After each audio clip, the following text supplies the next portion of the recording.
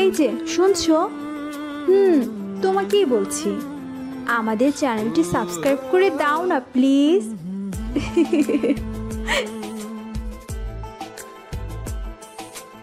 আয় নয়ন, কয়টা বাজে খেয়াল আছে? মেহেরের তীক্ষ্ণ কণ্ঠস্বর রান্নাঘরের দরজায় ধাক্কা মারল যেন কোনো ধারালো অস্ত্র। নয়ন সবেমাত্র ট্রেতে চায়ের কাপ আর বিস্কুটের প্লেটটা রেখেছিল। মেহেরের চিৎকারে তার হাত সামান্য কেঁপে গেল। সরি আপু, একটু দেরি হয়ে গেল। নয়ন আমতা আমতা করে বলল, তার চোখে একরাশ ভয় আর অপরাধ বোধ খেলা করছিল। দেরি মানে? তুমি কি ঘড়ি দেখে কাজ করো নাকি? আমার কি আর কোনো কাজ নেই নাকি তোমার জন্য ঘন্টার পর ঘন্টা বসে থাকি? মেহেরের রাগে মুখ লাল হয়ে গেছে। তার সুন্দর মুখটা এই মুহূর্তে ঘৃণায় কুচকে ছিল। আসলে আপু, দুধটা গরম হতে একটু বেশি সময় নিচ্ছিল। নয়ন মিনতি ভরা চোখে মেহেরের দিকে তাকালো। তার উদ্দেশ্য ছিল মেহেরকে শান্ত করা, কিন্তু মেহেরের কাছে যেন কোনো কৈফিয়তই গ্রাহ্য ছিল না। তোমার ওইসব ফালতু অজুহাত শুনতে আমার একদম ভালো লাগে না। যখন যা বলবো ঠিক সেই সময় হাজির করবে। এটা কি তোমার বাবার বাড়ি পেয়েছো যে যা খুশি তাই করবে? মেহেরের কণ্ঠস্বর আরও চড়তে লাগলো। তার প্রতিটি কথা নয়নের বুকে যেন ছুরির মতো বিঁধছিল। নয়ন চুপ করে মাথা নিচু করে রইল। তার ভেতরের কষ্টগুলো যেন দলা পাকিয়ে তার গলা ধরে আসছিল। এই বাড়িতে সে আশ্রিত। মেহেরের বাবা আজিজ খানের দয়ায় তার থাকা খাওয়া জোটে। মেহেরের এই অপমানগুলো তাই নীরবে হজম করা ছাড়া তার আর কোনো উপায় নেই। ঠিক সেই মুহূর্তে রান্নাঘর থেকে মেহেরের মা আয়েশা বেগম এগিয়ে এলেন। মেহের এই রুড়ো আচরণ তিনি মোটেই পছন্দ করেন না।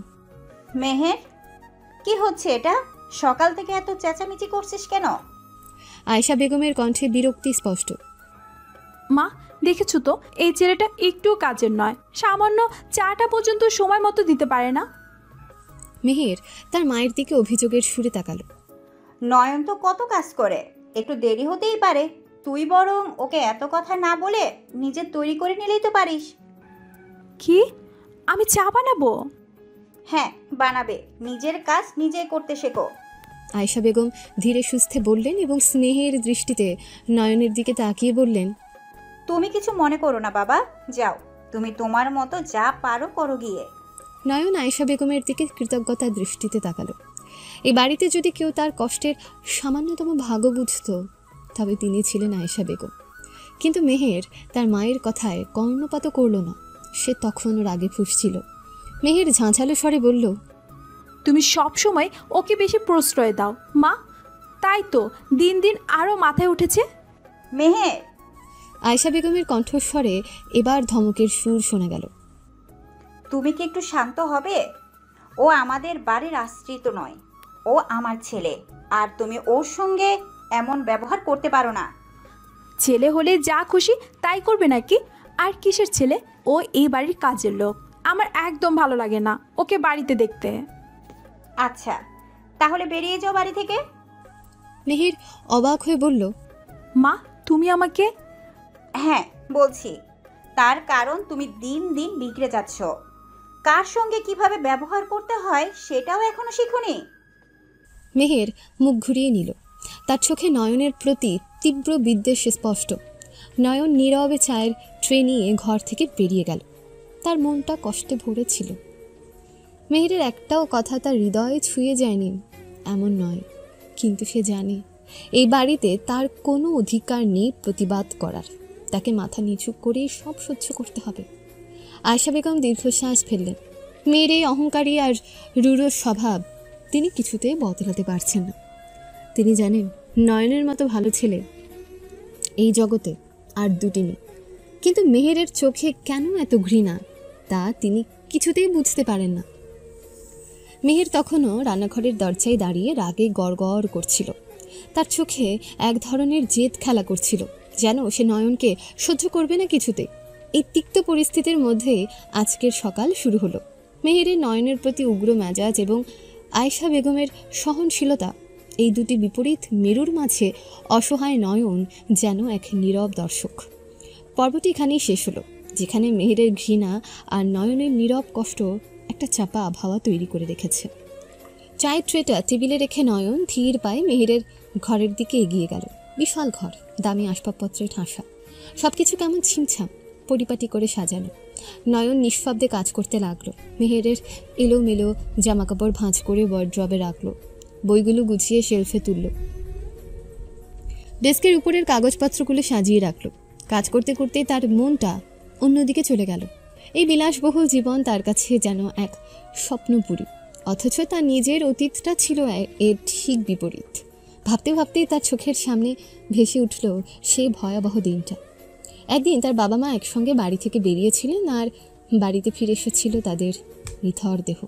তার বাবা আদিল চৌধুরী ছিলেন শহরের ন্যাকড়া ব্যবসায়ী। এশিয়ার টপ ধনবানদের মধ্যে ওনার গণনা হতো। আর তার মা একজন ভালো হাউস ওয়াইফের সঙ্গে তার বাবার সহকর্মী ছিলেন। তার বাবার সমস্ত কাজে নিতে ওনাকে সাহায্য করতেন, তাই তো সবাই তাদের কোম্পানিকে একটা আলাদা মর্যাদা দিত, চৌধুরী এন্টারপ্রাইজ। একদিন তার বাবা বিজনেস মিটিংয়ের জন্য তার মা সহ বের হন। বিয়ে হওয়ার আগে নয়নের মনে পড়ল তার বাবা মায়ের সঙ্গে তার শেষ কথোপকথন। সে দৌড়ে গিয়ে তার বাবার কোলে উঠে বলেছিল, বাবা, তুমি এত তাড়াতাড়ি যাচ্ছ কোথায়? একটা জরুরি কাজ আছে সোনা। ও, কখন ফিরবে? তাড়াতাড়ি ফিরে আসবো। স্নেহ ভরে নয়নের মাথায় হাত বুলিয়ে বলেছিলেন। মায়ের সুন্দর মুখখানা, হাসি মাখা মুখটাও তার মনে স্পষ্ট ছিল। তিনি এসে নয়নকে তার বাবার কোল থেকে নিয়ে বললেন, কি হয়েছে রাজকুমার, মন খারাপ কেন? নয়ন মুখ ফুলিয়ে বলল, আমার একা একা ভালো লাগে না বাড়িতে, আমিও যাব তোমাদের সঙ্গে।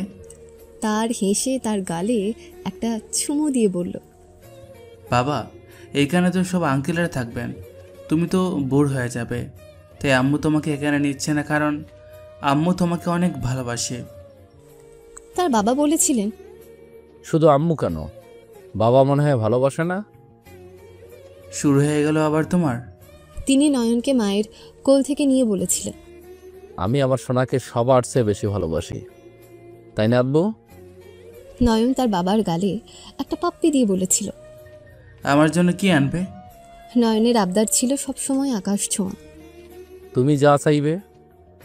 তার মা আর বাবা হেসে উত্তর দিয়েছিলেন। কে জানত সেটাই ছিল তাদের শেষ দেখা। নয়ন একটা গভীর শ্বাস নিল। এরপরের ঘটনাগুলো তার মনে আজও দুঃস্বপ্নের মতো। একটা ফোন কল, পুলিশের ফোন। তার বাবা মায়ের গাড়িটা পিষে গেছে একটা সিমেন্ট ভর্তি লরির নিচে। একটা ভয়াবহ দুর্ঘটনার শিকার হয়েছে তারা। মুহূর্তের মধ্যে সব শেষ হয়ে গেল যেন তার। আকাশ ভেঙে পড়েছিল ছোট্ট নয়নের মাথায়। চারপাশে নেমে এসেছিল গভীর অন্ধকার। বিশাল প্রাসাদটা মুহূর্তের মধ্যে খাঁ খাঁ করতে শুরু করেছিল। আত্মীয় স্বজনরা বসেছিল, সমবেদনা জানিয়েছিল, কিন্তু তাদের চোখের ভেতরের লোভটা নয়নের নজর এড়ায়নি। বিশেষ করে তার চাচা, বাবার ছোট ভাই। আগে তেমন একটা দেখাই যেত না, কিন্তু দুর্ঘটনার পর তিনি যেন সব কিছুর কর্তা হয়ে বসলেন। দেখো নয়ন, তোমার বাবা তো আর নেই, মায়েরও যা হওয়ার হয়ে গেছে, এখন থেকে আমি তোমার অভিভাবক। তার চাচা গম্ভীর গলায় বলেছিলেন। সেই সময় নয়ন তার ভেতরের শীতলতাটা টের পায়নি। কিছুদিন যেতে না যেতেই চাচার আসল রূপ বেরিয়ে আসতে শুরু করলো। বাবার অফিসের কাগজপত্র, সম্পত্তির হিসাব, সব কিছুতেই তার অবাধ আনাগোনা। নয়ন ভয়ে গুটিয়ে থাকত, কিছুই বুঝতে পারত না। একদিন চাচা তাকে ডেকে পাঠালেন। তোমার ভবিষ্যতের একটা ব্যবস্থা করতে হবে তো, তাই না? চাচা চোখে সেই পরিচিত কৃত্রিম স্নেহ। আমি তো এখানেই ভালো আছি চাচ্ছু। ছোট্ট নয়ন আঁকড়ে ধরেছিল তার বাবার স্মৃতি বিজড়িত ঘরটাকে। না বাবা, এখানে তুমি একা থাকবে কি করে? তোমার সমবয়সী ছেলে মেয়েদের সাথে থাকার দরকার। একটা ভালো বোর্ডিং স্কুলে তোমার নাম লিখিয়েছি। চাচার গলার স্বরে কোনো দরদ ছিল না, ছিল যেন দায়সারা একটা কর্তব্য পালনের ভাব। বোর্ডিং স্কুলের নাম শুনে নয়নের বুকের ভেতরটা ধক করে উঠেছিল। তার মনে হচ্ছিল তার কাছ থেকে সেই আশ্রয়টুকু কেড়ে নেওয়া হচ্ছে। আমি যাব না চাচ্ছু, আমি এখানেই থাকবো। নয়নের ছোট্ট কণ্ঠ কেঁপে গিয়েছিল। তুমি বুঝছো না নয়ন, এটা তোমার ভালোর জন্যই। চাচার কণ্ঠস্বর কঠিন হয়ে গেল। তোমার বাবার যা সম্পত্তি আছে এখন সেগুলো দেখাশোনা করার মতো কেউ নেই, আর তুমিও তো ছোট মানুষ। নয়ন বুঝতে পারছিল চাচার আসল উদ্দেশ্য অন্য কিছু। তার বাবার সম্পত্তির উপর তার নজর পড়েছে, আর নয়ন সেখানে একটা কাঁটার মতো। এরপরের কয়েকটা দিন নয়নের জীবনে নরকের মতো নেমে এসেছিল। তাকে জোর করে গাড়িতে তোলা হয়েছিল, বোর্ডিং স্কুলের বদলে তাকে নিয়ে যাওয়া হয়েছিল একটা পুরনো স্যাঁতস্যাঁতে এতিমখানায়। চারপাশে অচেনা মুখ, মলিন পোশাক আর চাপা কান্নার আওয়াজ। নয়নের ছোট্ট হৃদয়টা ভয়ে আর কষ্টে পাথর হয়ে গিয়েছিল।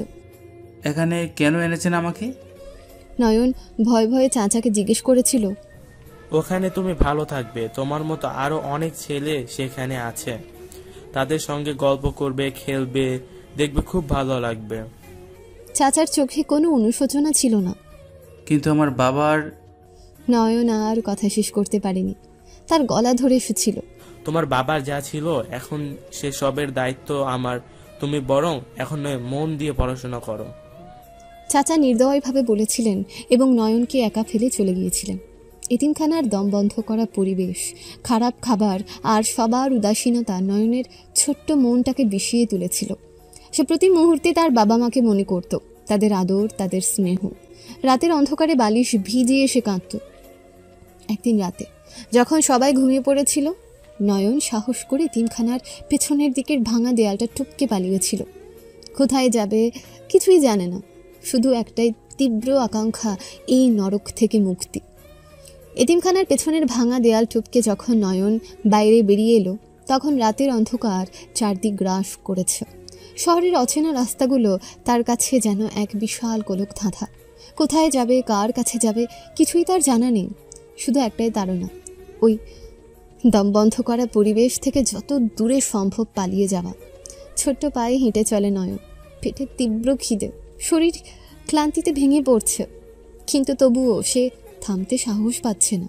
মনে একটাই ভয়, যদি কেউ তাকে ধরে ফেলে, আবার সেই নরকে ফিরিয়ে নিয়ে যায়। রাস্তার আবছা আলোয় সে পথ হারিয়ে ফেলে, কখনো বড় রাস্তার পাশে হেঁটে, কখনো ঢুকে পড়ে অন্ধকার গলিতে। ক্লান্তিতে তার পা আর চলতে চাইছে না। একটা দোকানের ঝাঁপির পাশে সে কোনো মতে বসে পড়ল। পেটের ভেতরটা ক্ষুধায় চো করছে, চোখের পাতা ভারী হয়ে আসছে ঘুমে। হঠাৎ একটা গাড়ির সঙ্গে ধাক্কা লাগে তার। কি হলো এটা? একটা গমগমে পুরুষ কণ্ঠস্বর শুনে নয়নের তন্দ্রা ছুটে গেল। আলো ঝলমলে একটা দামি গাড়ি তার ঠিক পাশে এসে থেমেছে। পেছনের সিটে বসে থাকা লোকটি তার ড্রাইভারকে জিজ্ঞেস করলেন, কি হয়েছে আতিক? স্যার দেখুন না, একটা ছেলে হুট করে গাড়ির সামনে চলে এসেছে। লোকটা সামনে তাকিয়ে দেখল, তারপর গাড়ির দরজা খুলে একজন সৌম্য দর্শন ব্যক্তি বেরিয়ে এলেন। পরনে দামি স্যুট, চোখে চিন্তার ছাপ। ইনি মিস্টার আজিজ খান। এই ছেলে, তুমি এখানে বসে আছো, কি হয়েছে?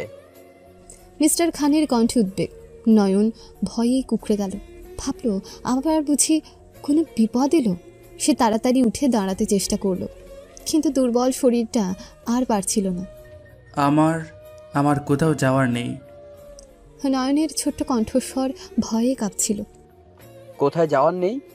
এই রাতে তুমি একা একা রাস্তায় কোথায় যাচ্ছিলে? মিস্টার খান অবাক হলেন, ভালো করে ছেলেটার দিকে তাকালেন।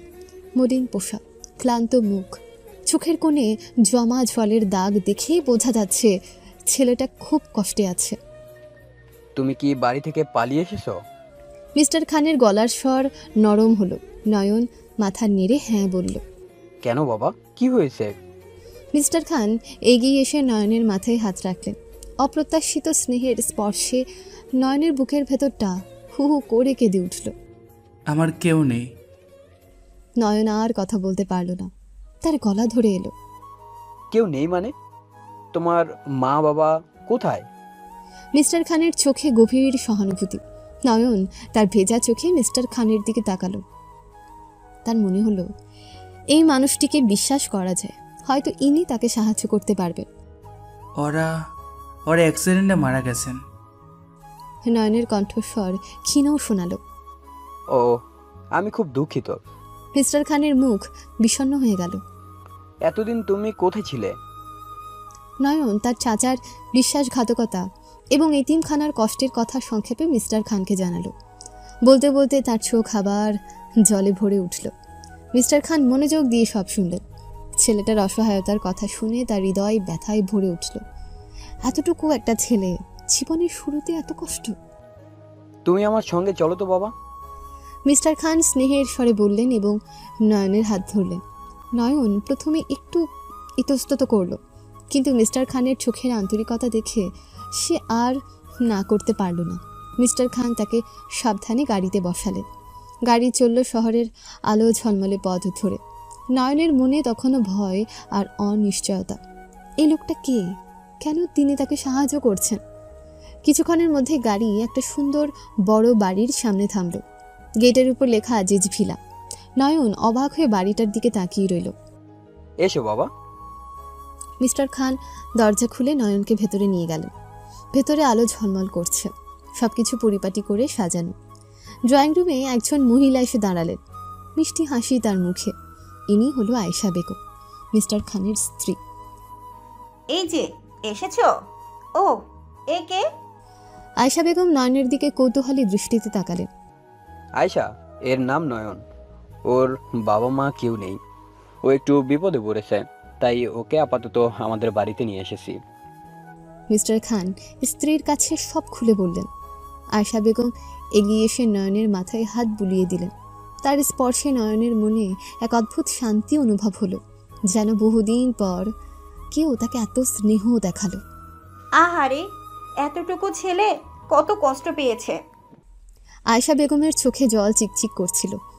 তুমি ভেবো না বাবা, এখন থেকে এই বাড়ি তোমারও। নয়নের চোখে কৃতজ্ঞতার জল চিকচিক করে উঠল। এই মানুষগুলো কারা, যারা এত সহজে তাকে আপন করে নিচ্ছেন? তুমি কি খুব ক্লান্ত? মিস্টার খান জিজ্ঞেস করলেন। নয়ন মাথা নেড়ে হ্যাঁ বলল। চলো, তোমাকে আগে ফ্রেশ হতে দেই, তারপর কিছু খাবে। আয়েশা বেগম স্নেহের স্বরে বললেন এবং নয়নকে একটা গেস্ট রুমের দিকে নিয়ে গেলেন। ছোট্ট সুন্দর ঘর, নরম বিছানা, পরিচ্ছন্ন বাথরুম। নয়নের কাছে এটা যেন কোনো স্বপ্ন। ভালোভাবে মুখ হাত ধুয়ে ফ্রেশ হলো। কিছুক্ষণ পর আয়েশা বেগম তার জন্য গরম দুধ আর কিছু খাবার নিয়ে এলেন। কতদিন পর নয়ন পেট ভরে খেলো। খাওয়ার পর তার চোখে ঘুম জড়িয়ে এলো। নয়ন বিছানায় গা এলিয়ে দিতেই তার মনে হলো যেন সব কষ্ট দূর হয়ে গেছে। পরের দিন সকালে ঘুম থেকে উঠে নয়ন দেখল আয়েশা বেগম তার জন্য নতুন জামা কাপড় নিয়ে এসেছেন। এগুলো পরো তো বাবা, তোমাকে খুব ক্লান্ত দেখাচ্ছে। আয়েশা বেগম হেসে বললেন। নতুন জামা কাপড় পরে নয়ন যেন নতুন জীবন ফিরে পেল। সে মিস্টার ও মিসেস খানের কাছে কৃতজ্ঞতায় ভরে গেল। সকালের নাস্তা টেবিলে মিস্টার খান নয়নের সঙ্গে কথা বললেন। নয়ন বাবা, তুমি এখন কোথায় পড়াশোনা করো? নয়নের মুখটা মলিন হয়ে গেল। আমি আর পড়ি না। কেন? তোমার কি পড়তে ভালো লাগে না? আয়েশা বেগম জিজ্ঞেস করলেন। ভালো লাগে তো, কিন্তু নয়ন তার ইতিমখানার কষ্টের কথা বলতে গিয়ে থেমে গেল। মিস্টার খান সব বুঝতে পারলেন। তুমি ভেবো না, এখন থেকে তুমি আবার স্কুলে যাবে, আমরা তোমার সব ব্যবস্থা করে দেব। নয়নের চোখে আনন্দাশ্রু চিকচিক করে উঠল। তার মনে হচ্ছিল এতদিন পর কেউ তার স্বপ্ন পূরণের কথা ভাবল। সত্যি? নয়ন বিশ্বাস করতে পারছিল না। হ্যাঁ বাবা, সত্যি। মিস্টার খান হেসে বললেন। তুমি খুব বুদ্ধিমান ছেলে, পড়াশোনা করে অনেক বড় হবে। সেই দিন থেকে আজিজ খানের বাড়ি নয়নের নতুন ঠিকানা হলো। মিস্টার খান এবং আয়েশা বেগম তাকে নিজেদের ছেলের মতোই ভালোবাসতেন। তার খাওয়া পড়া পড়াশোনা সব কিছুর দায়িত্ব তারা নিলেন। নয়নের মনে ধীরে ধীরে কষ্টের কালো মেঘ সরে গিয়ে এক নতুন আশার আলো উকিয়ে দিতে শুরু করলো।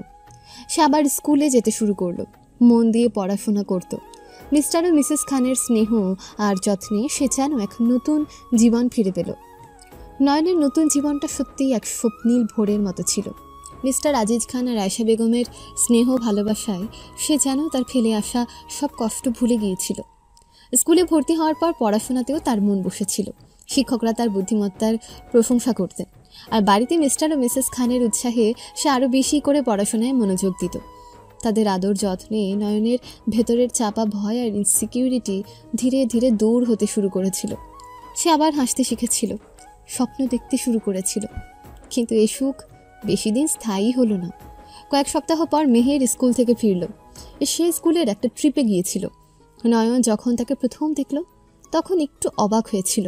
মেহের বেশ মিষ্টি স্বভাবের মেয়ে ছিল, অন্তত প্রথম কয়েকদিন তাই মনে হয়েছিল নয়নের। সে নয়নের সঙ্গে হালকা পাতলা কথা বলতো, কেমন ছিল তার ট্রিপ, কি দেখলো এসব। নয়নের মনে হয়েছিল হয়তো এ বাড়িতে তার আর কোনো অসুবিধা হবে না, কিন্তু ধীরে ধীরে পরিস্থিতি পাল্টে যেতে শুরু করলো। নয়ন লক্ষ্য করত তার প্রতি মিস্টার ও মিসেস খানের অতিরিক্ত আদর যত্ন মেহেরের চোখে যেন কাঁটার মতো বিঁধছে।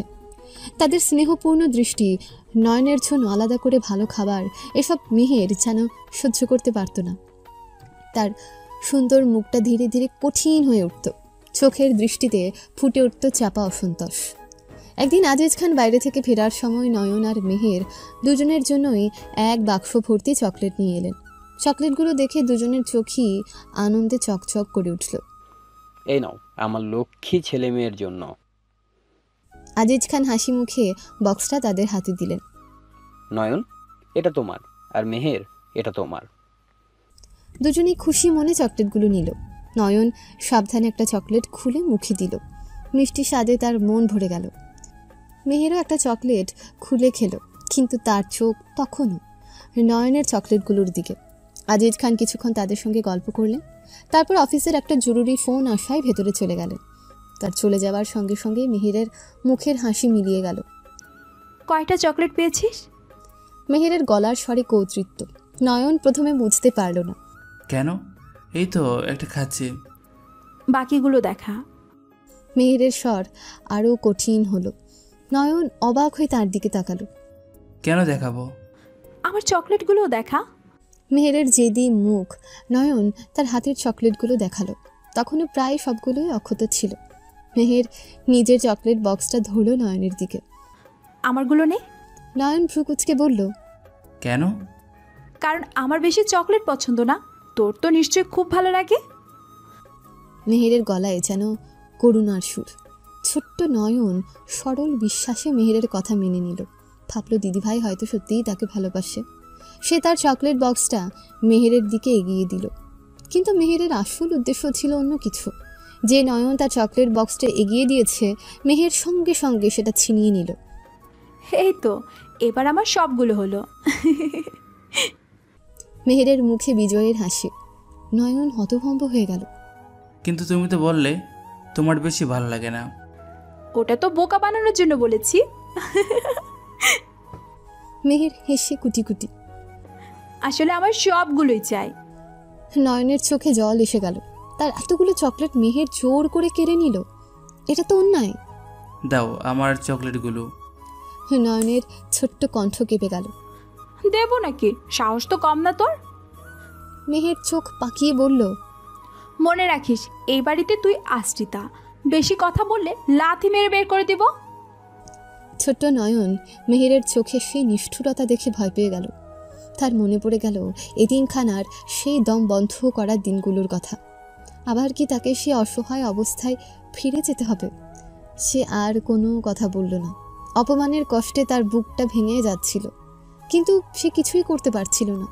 মেহের তার সব চকলেট নিয়ে নিজের ঘরে চলে গেল, আর নয়ন অসহায়ের মতো দাঁড়িয়ে রইল। সেদিনের ঘটনা নয়নের ছোট্ট মনে গভীর দাগ কেটে গেল। সে বুঝতে পারল এই বাড়িতে সবাই তাকে ভালোবাসে না। মেহেরের চোখে তার কোনো মূল্য নেই, বরং সে যেন একটা অবাঞ্ছিত বোঝা। এরপর থেকে মেহের সুযোগ পেলেই নয়নকে অপমান করত। কখনো তার জামা কাপড় নিয়ে ঠাট্টা করত, কখনো তার কথা বলার ধরন নিয়ে হাসাহাসি করত। যদি নয়ন কোনো ভুল করত, মেহের তাকে এমনভাবে বকাবকি করত যেন সে কোনো বিরাট অপরাধ করে ফেলেছে। একদিন নয়ন খেলতে গিয়ে মেহেরের একটা দামি পুতুল ভেঙে ফেলেছিল। মেহেরের চিৎকার শুনে সারা বাড়ি মাথায় উঠেছিল। তুই একটা অসভ্য, তোর সাহস কত বড় যে আমার পুতুল ভেঙেছিস? মেহেরের চোখ দিয়ে যেন আগুন বেরোচ্ছিল। নয়ন ভয়ে কাঁপতে কাঁপতে বলেছিল, আমি ইচ্ছে করে করিনি আপু, খেলতে গিয়ে। চুপ, আর একটা কথা বলবি না। মেহেরের রাগে শরীর কাঁপছিল। বাবা মাকে বলে দিব, তোকে এক্ষুনি বাড়ি থেকে বের করে দিবে। নয়নের মনে আবার সে ভয় ফিরে এলো। সে চুপ করে দাঁড়িয়ে রইল। মেহেরের রাগ শান্ত হওয়ার জন্য অপেক্ষা করতে লাগলো। আয়শা বেগম এসে মেহেরকে শান্ত করার চেষ্টা করলেন, কিন্তু মেহেরের রাগ সহজে কমল না। আরেকদিন নয়ন স্কুলে ভালো ফল করায় আজিজ খান তাকে একটা নতুন গল্পের বই উপহার দিয়েছিলেন। মেহের সেটা দেখে হিংসায় জ্বলে উঠল। এটা কেন ওকে দিলে? ও তো একটা কাজেরও না। মেহের তার বাবার সামনে নয়নকে অপমান করল। আজিজ খান মেহেরের ব্যবহারে অসন্তুষ্ট হলেন। মেহের, তুমি এমন কথা বলছো কেন? নয়ন তো ভালো ছেলে, আর ভালো ফল করে উপহার পাওয়ারই স্বাভাবিক। কিন্তু মেহের তার জেদ ধরে রইল। সে সুযোগ পেলে নয়নকে খোঁচা দিত, তার পড়াশোনা নিয়ে ব্যঙ্গ করত। তবে আশ্চর্যের ব্যাপার হলো, এত অপমান সহ্য করেও নয়ন কখনো মেহেরের বাবা মায়ের কাছে তার নামে কোনো অভিযোগ করেনি। হয়তো তার মনে ভয় ছিল, যদি সে কিছু বলে তাহলে হয়তো তার আশ্রয়টুকু চলে যাবে, অথবা হয়তো তার ছোট্ট মনটা তখনও বিশ্বাস করত একদিন মেহেরের মন বদলাবে এবং সে তাকে ভালোবাসবে। নয়নের নীরব কষ্ট আর মেহেরের ক্রমবর্ধমান বিদ্বেষ আজিজ খানের বাড়িতে এক চাপা টেনশন সৃষ্টি করতে শুরু করলো। আয়েশা বেগম মাঝে মাঝে মেহেরকে বোঝানোর চেষ্টা করতেন, কিন্তু মেহেরের অহংকারী মন সহজে কারো কথা শুনত না। নয়নের ঘোর ভাঙল মেহেরের ঘরের অগোছালো ডেস্কের দিকে তাকিয়ে। কত পার্থক্য তাদের জীবনে! মেহেরের সব কিছু আছে, ভালোবাসা, প্রাচুর্য, সুন্দর ভবিষ্যৎ, আর সে যেন স্রোতের শেওলা, জীবনের ঢেবে ভেসে বেড়াচ্ছে। মেহেরের একটা দামি ফটো ফ্রেম হাতে নিল নয়ন। মেহেরের হাসি মাখা মুখ। এই মেয়েটা কেন তার সঙ্গে এত খারাপ ব্যবহার করে? কি দোষ তার? নয়নের বুকের ভেতরটা আবার মোচড় দিয়ে উঠল। তার বাবার সেই দুর্ঘটনার দৃশ্য, চাচার ঠান্ডা চোখের চাউনি, এতিমখানার দম বন্ধ করা পরিবেশ, সব কিছু যেন তার চোখের সামনে জীবন্ত হয়ে উঠল। একটা দীর্ঘশ্বাস তার বুক চিরে বেরিয়ে এলো। এ কষ্টের কি কোনো শেষ নেই? মেহেরের ঘরের কাজ শেষ করে নয়ন যখন বাইরে বের হলো, তখন তার চোখ দুটো ভিজে ছিল। ফেলে আসা জীবনের সে অন্ধকার অধ্যায় আজও তাকে তাড়া করে ফেরে। চাচার বিশ্বাসঘাতকতা আর নির্মমতা তার মনে গভীর ক্ষত সৃষ্টি করে গেছে। সেই ক্ষত কি কোনো দিন শুকোবে? শহরের পুরনো অংশে, যেখানে জীর্ণ অট্টালিকাগুলো কালের সাক্ষী হয়ে দাঁড়িয়ে, সেখানে একদিন এসে পৌঁছালেন এক রহস্যময় উকিল। তার নাম এই শহরের খুব কম লোকই জানত। তার চালচলনে, পোশাকে এক ধরনের আভিজাত্যের ছাপ ছিল, কিন্তু তার চোখে ছিল গভীর উদ্বেগ আর ক্লান্তি। আর কোনো খবর নেই দেওয়ান সাহেব? উকিল সাহেব, যার নাম আদিত্য মির্জা, তার সহকারীকে জিজ্ঞেস করলেন। তার কণ্ঠস্বর অধৈর্য স্পষ্ট। না স্যার, আমরা শহরের প্রায় সব এতিমখানা, পুরনো দিনের বোর্ডিং স্কুল তন্ন তন্ন করে খুঁজেছি। সেই নামের কোনো ছেলের হদিস মেলেনি। দেওয়ান সাহেব আদিত্য মির্জার বিশ্বস্ত সহকারী হতাশভাবে উত্তর দিলেন। আদিত্য মির্জা তার অফিসের জানালার বাইরে তাকালেন। ব্যস্ত শহরের কোলাহল তার ভেতরের অস্থিরতাকে আরও বাড়িয়ে দিচ্ছিল। সময় যেন দ্রুত ফুরিয়ে আসছে, আর তিনি এখনও সেই ছেলেটার কোনো সন্ধান পাননি। আপনার কি মনে হয় সে এখনো এই শহরেই আছে তো, নাকি বাইরে কোথাও? দেওয়ান সাহেব আবার জিজ্ঞেস করলেন। আদিত্য মির্জা গভীর শ্বাস নিলেন, বললেন, আমি ঠিক জানি না দেওয়ান সাহেব, তবে আমার ইন্টুইশন বলছে সে এখানেই কোথাও আছে। হয়তো নাম বদলেছে, হয়তো পড়ছে গোপন করে সাধারণ জীবনযাপন করছে। কিন্তু স্যার, এত বছর হয়ে গেছে, যদি সে নাম বদলে থাকে তাহলে তাকে খুঁজে বের করা প্রায় অসম্ভব। অসম্ভব বলে কোনো কথা নেই মিস্টার দেওয়ান, আমাদের চেষ্টা চালিয়ে যেতে হবে। আমার হাতে আর বেশি সময় নেই। আদিত্য মির্জার চোখে এক দৃঢ় সংকল্প দেখা গেল। দেওয়ান সাহেব মাথা নেড়ে বললেন, আপনি কি কিছু নতুন সূত্র পেয়েছেন স্যার? আদিত্য মির্জা মাথা নেড়ে বললেন, না, তেমন কিছু না। তবে আমার মনে হচ্ছে সেই দুর্ঘটনার পর সব কিছু যেমন সাজানো হয়েছিল তেমনটা না হতে পারে। আপনি কি চাচার কথা বলছেন স্যার? হ্যাঁ, যত দিন যাচ্ছে আমার সন্দেহ ততই বাড়ছে। নয়ন চৌধুরীর মৃত্যুর পর এত দ্রুত সব সম্পত্তি তার ভাইয়ের হাতে চলে যাওয়াটা স্বাভাবিক মনে হয় না।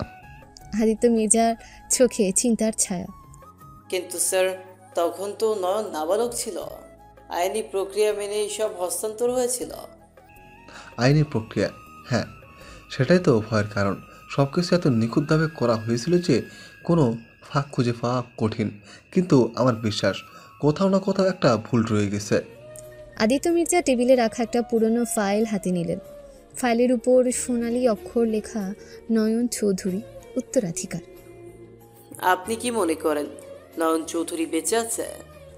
দেওয়ান সাহেবের প্রশ্নটা যেন হাওয়ায় ভেসে বেড়ালো। আদিত্য মির্জা কিছুক্ষণ চুপ করে রইলেন, তারপর ধীরে ধীরে বললেন, আমি জানি না, তবে আমার মনে হয় যদি সে বেঁচে থাকে তাহলে তার জীবন মোটেও সহজ হয়নি। আমরা কি তার কোনো পুরনো বন্ধুর বা আত্মীয়ের খোঁজ করতে পারি স্যার? আমরা চেষ্টা করেছি। নয়ন চৌধুরীর তেমন কোনো ঘনিষ্ঠ বন্ধু ছিল না, আর আত্মীয় বলতে শুধু ওই চাচা। তার কাছ থেকে কোনো সাহায্য পাওয়া যাবে না। তাহলে আমাদের এখন কি করা উচিত স্যার? আমাদের আরও গভীরে যেতে হবে দেওয়ান। সেই দুর্ঘটনার সময়ে কাগজপত্র, হাসপাতালের রিপোর্ট সব কিছু আবার ভালো করে দেখতে হবে। হয়তো কোনো ছোট সূত্র আমাদের লক্ষ্যের দিকে নিয়ে যেতে পারে। আদিত্য মির্জা হতাশ কণ্ঠে বললেন। আদিত্য মির্জার চোখে আসার ক্ষীণ আলো দেখা গেল। দেওয়ান সাহেব উঠে দাঁড়িয়ে বললেন, ঠিক আছে স্যার, আমি এখনই সেই ব্যবস্থা করছি। আর হ্যাঁ, শহরের পুরনো এতিমখানাগুলোর তালিকাটা আরেকবার দেখো। অনেক সময় পুরনো রেকর্ড ঠিকঠাক রাখা হয় না, হয়তো সেখানে কোনো ভুল নাম বা তথ্যর গরমিল থাকতে পারে। আদিত্য মির্জার মনে ক্ষীণ হলেও একটা আশা ছিল।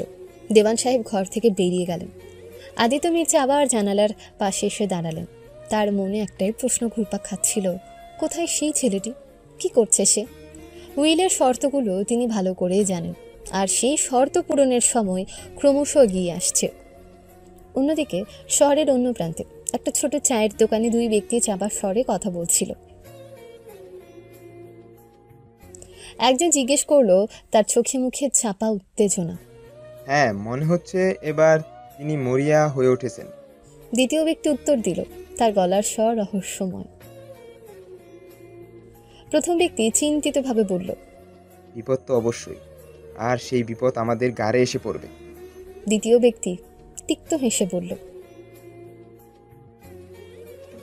এখনো সময় আসেনি। সাহেবকে তার মতো খুঁজতে দাও। যখন মনে হবে জল অনেক দূর গড়িয়েছে, তখন আমরা ব্যবস্থা নিব। দ্বিতীয় ব্যক্তির চোখে এক শীতল দৃঢ়তা দেখা গেল। তাদের কথোপকথন চায়ের দোকানের কোলাহলের মধ্যে চাপা পড়ে গেল।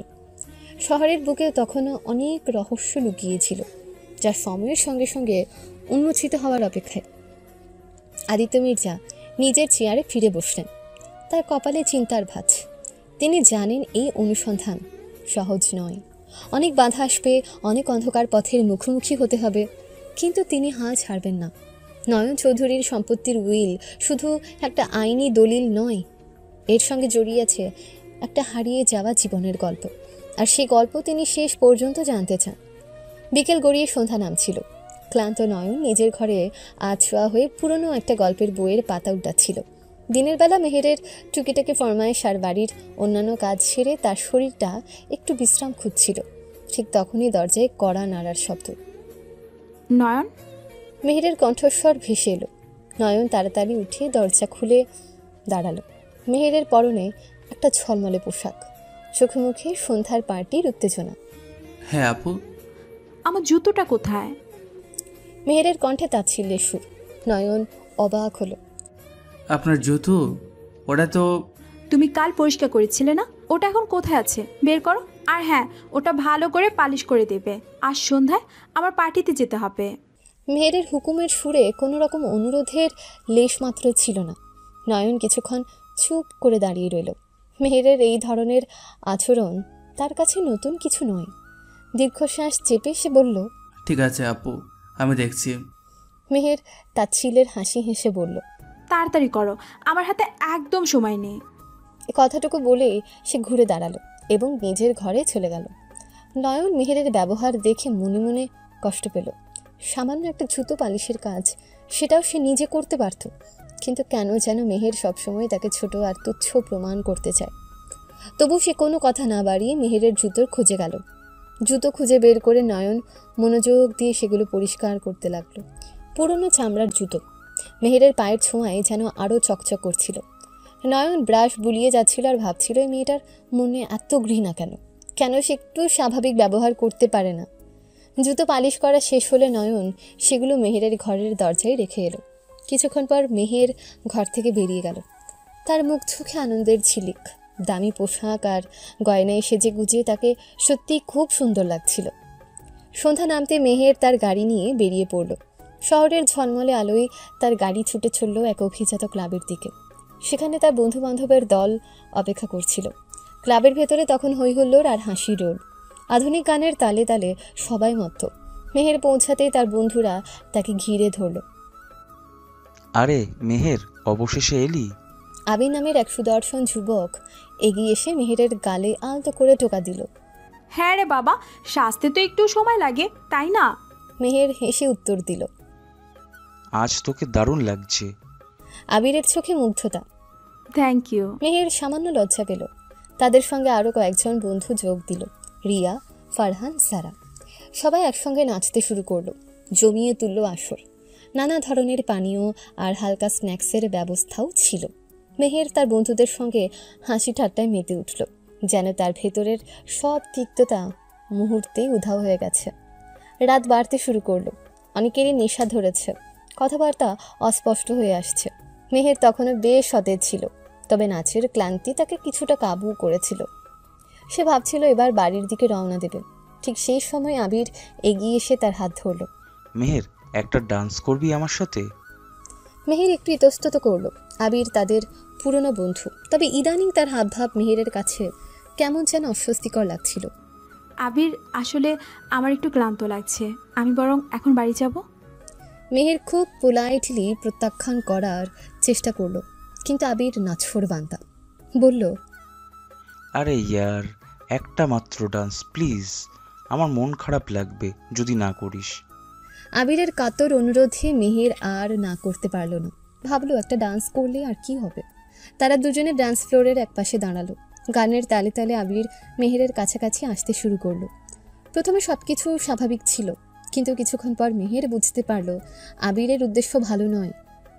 নাচের ছলে সে বারবার মেহেরের হাত ধরে অতিরিক্ত চাপ দিচ্ছিল, তার কোমর স্পর্শ করার চেষ্টা করছিল। শুধু তাই নয়, কোমরে হাত দিয়ে নাচার সময় তার হাত মেহেরের পিঠে ঘুরছিল, এবার কোমর ধরে জোরে চাপ দিচ্ছিল। মেহের অস্বস্তি বোধ করতে শুরু করলো। সে আবিরের থেকে একটু দূরে সরে যাওয়ার চেষ্টা করলো, কিন্তু আবির যেন সুযোগের অপেক্ষায় ছিল। মেহের দ্বিধাগ্রস্ত গলায় বলল, আবির, আমার মনে হয় এবার থামি আমরা।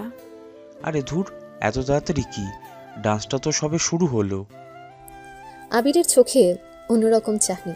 সে আরও কাছে ঘেঁষতে চেষ্টা করলো। মেহের স্পষ্ট বুঝতে পারছিল আবিরের স্পর্শ স্বাভাবিক নয়। তার সারা শরীর কেমন খিনখিন করে উঠল। মেহের এবার অনুরোধ করে বলল, আবির প্লিজ, আমার ভালো লাগছে না। কিন্তু আবির যেন বধির হয়ে গেছে। সে আরও শক্ত করে মেহেরের হাত ধরল এবং তার শরীরের কাছাকাছি টেনে আনার চেষ্টা করল। মেহেরের ভয় দ্বিগুণ বেড়ে গেল। সে বুঝতে পারছিল আবিরের ভদ্র মুখোশের আড়ালে এক অন্যরকম মানুষ লুকিয়ে আছে। নয়ন তার ঘরে জানালার পাশে বসে ডায়েরির পাতা ভরে তুলছিল মনের কঠিন বাক্যে। এলোমেলো কিছু ভাবনা, কিছু অব্যক্ত কথা তার ডায়েরির পাতায় আশ্রয় খুঁজছিল। বাইরের আবছা আলোয় অক্ষরগুলো কেমন যেন রহস্যময় লাগছিল। হঠাৎ দরজায় মৃদু কড়া নাড়ার শব্দ হলো। নয়ন। আজিজ খানের চিন্তিত কণ্ঠস্বর ভেসে এলো। নয়ন তাড়াতাড়ি উঠে দরজা খুলে দিল। আজিজ সাহেবকে এত রাতে তার ঘরে দেখে সে একটু অবাক হলো। সাধারণত এই সময় তিনি রাতের খাবার সেরে বিশ্রাম নেন। নয়ন উদ্বিগ্ন কণ্ঠে বলল, কি হয়েছে আঙ্কেল? আজিজ খানের মুখটা শুকনো আর চিন্তিত দেখাচ্ছিল। তিনি ঘরে ঢুকে দরজার কাছে কিছুক্ষণ ইতস্তত করে অস্থির কণ্ঠে বললেন, নয়ন, তুমি এখনো ঘুমাওনি? না আঙ্কেল, আমি একটু লিখছিলাম। তারপর সে এগিয়ে এসে জিজ্ঞেস করল, আপনি কি ঠিক আছেন? আজিজ খান একটা দীর্ঘশ্বাস ফেলে বললেন, আসলে আমি মেহেরের জন্য একটু চিন্তিত। নয়ন ভ্রু কুঁচকে বলল, মেহের, কি হয়েছে ওর? ও সন্ধ্যায় একটা পার্টিতে গেছিল, এখনো ফেরেনি। আজিজ খানের কপালে চিন্তার ভাঁজ আরও গভীর হলো। সাধারণত ও এত রাত পর্যন্ত বাইরে থাকে না, ফোনও ধরছে না। নয়নের মনেও একটা চাপা উদ্বেগ ছড়িয়ে পড়ল। মেহেরের একটু বেশি রাত হলে আয়েশা বেগম অস্থির হয়ে পড়েন, আর আজ তো অনেক রাত হয়েছে। আপনি কি ওর বন্ধুদের ফোন করেছিলেন আঙ্কেল?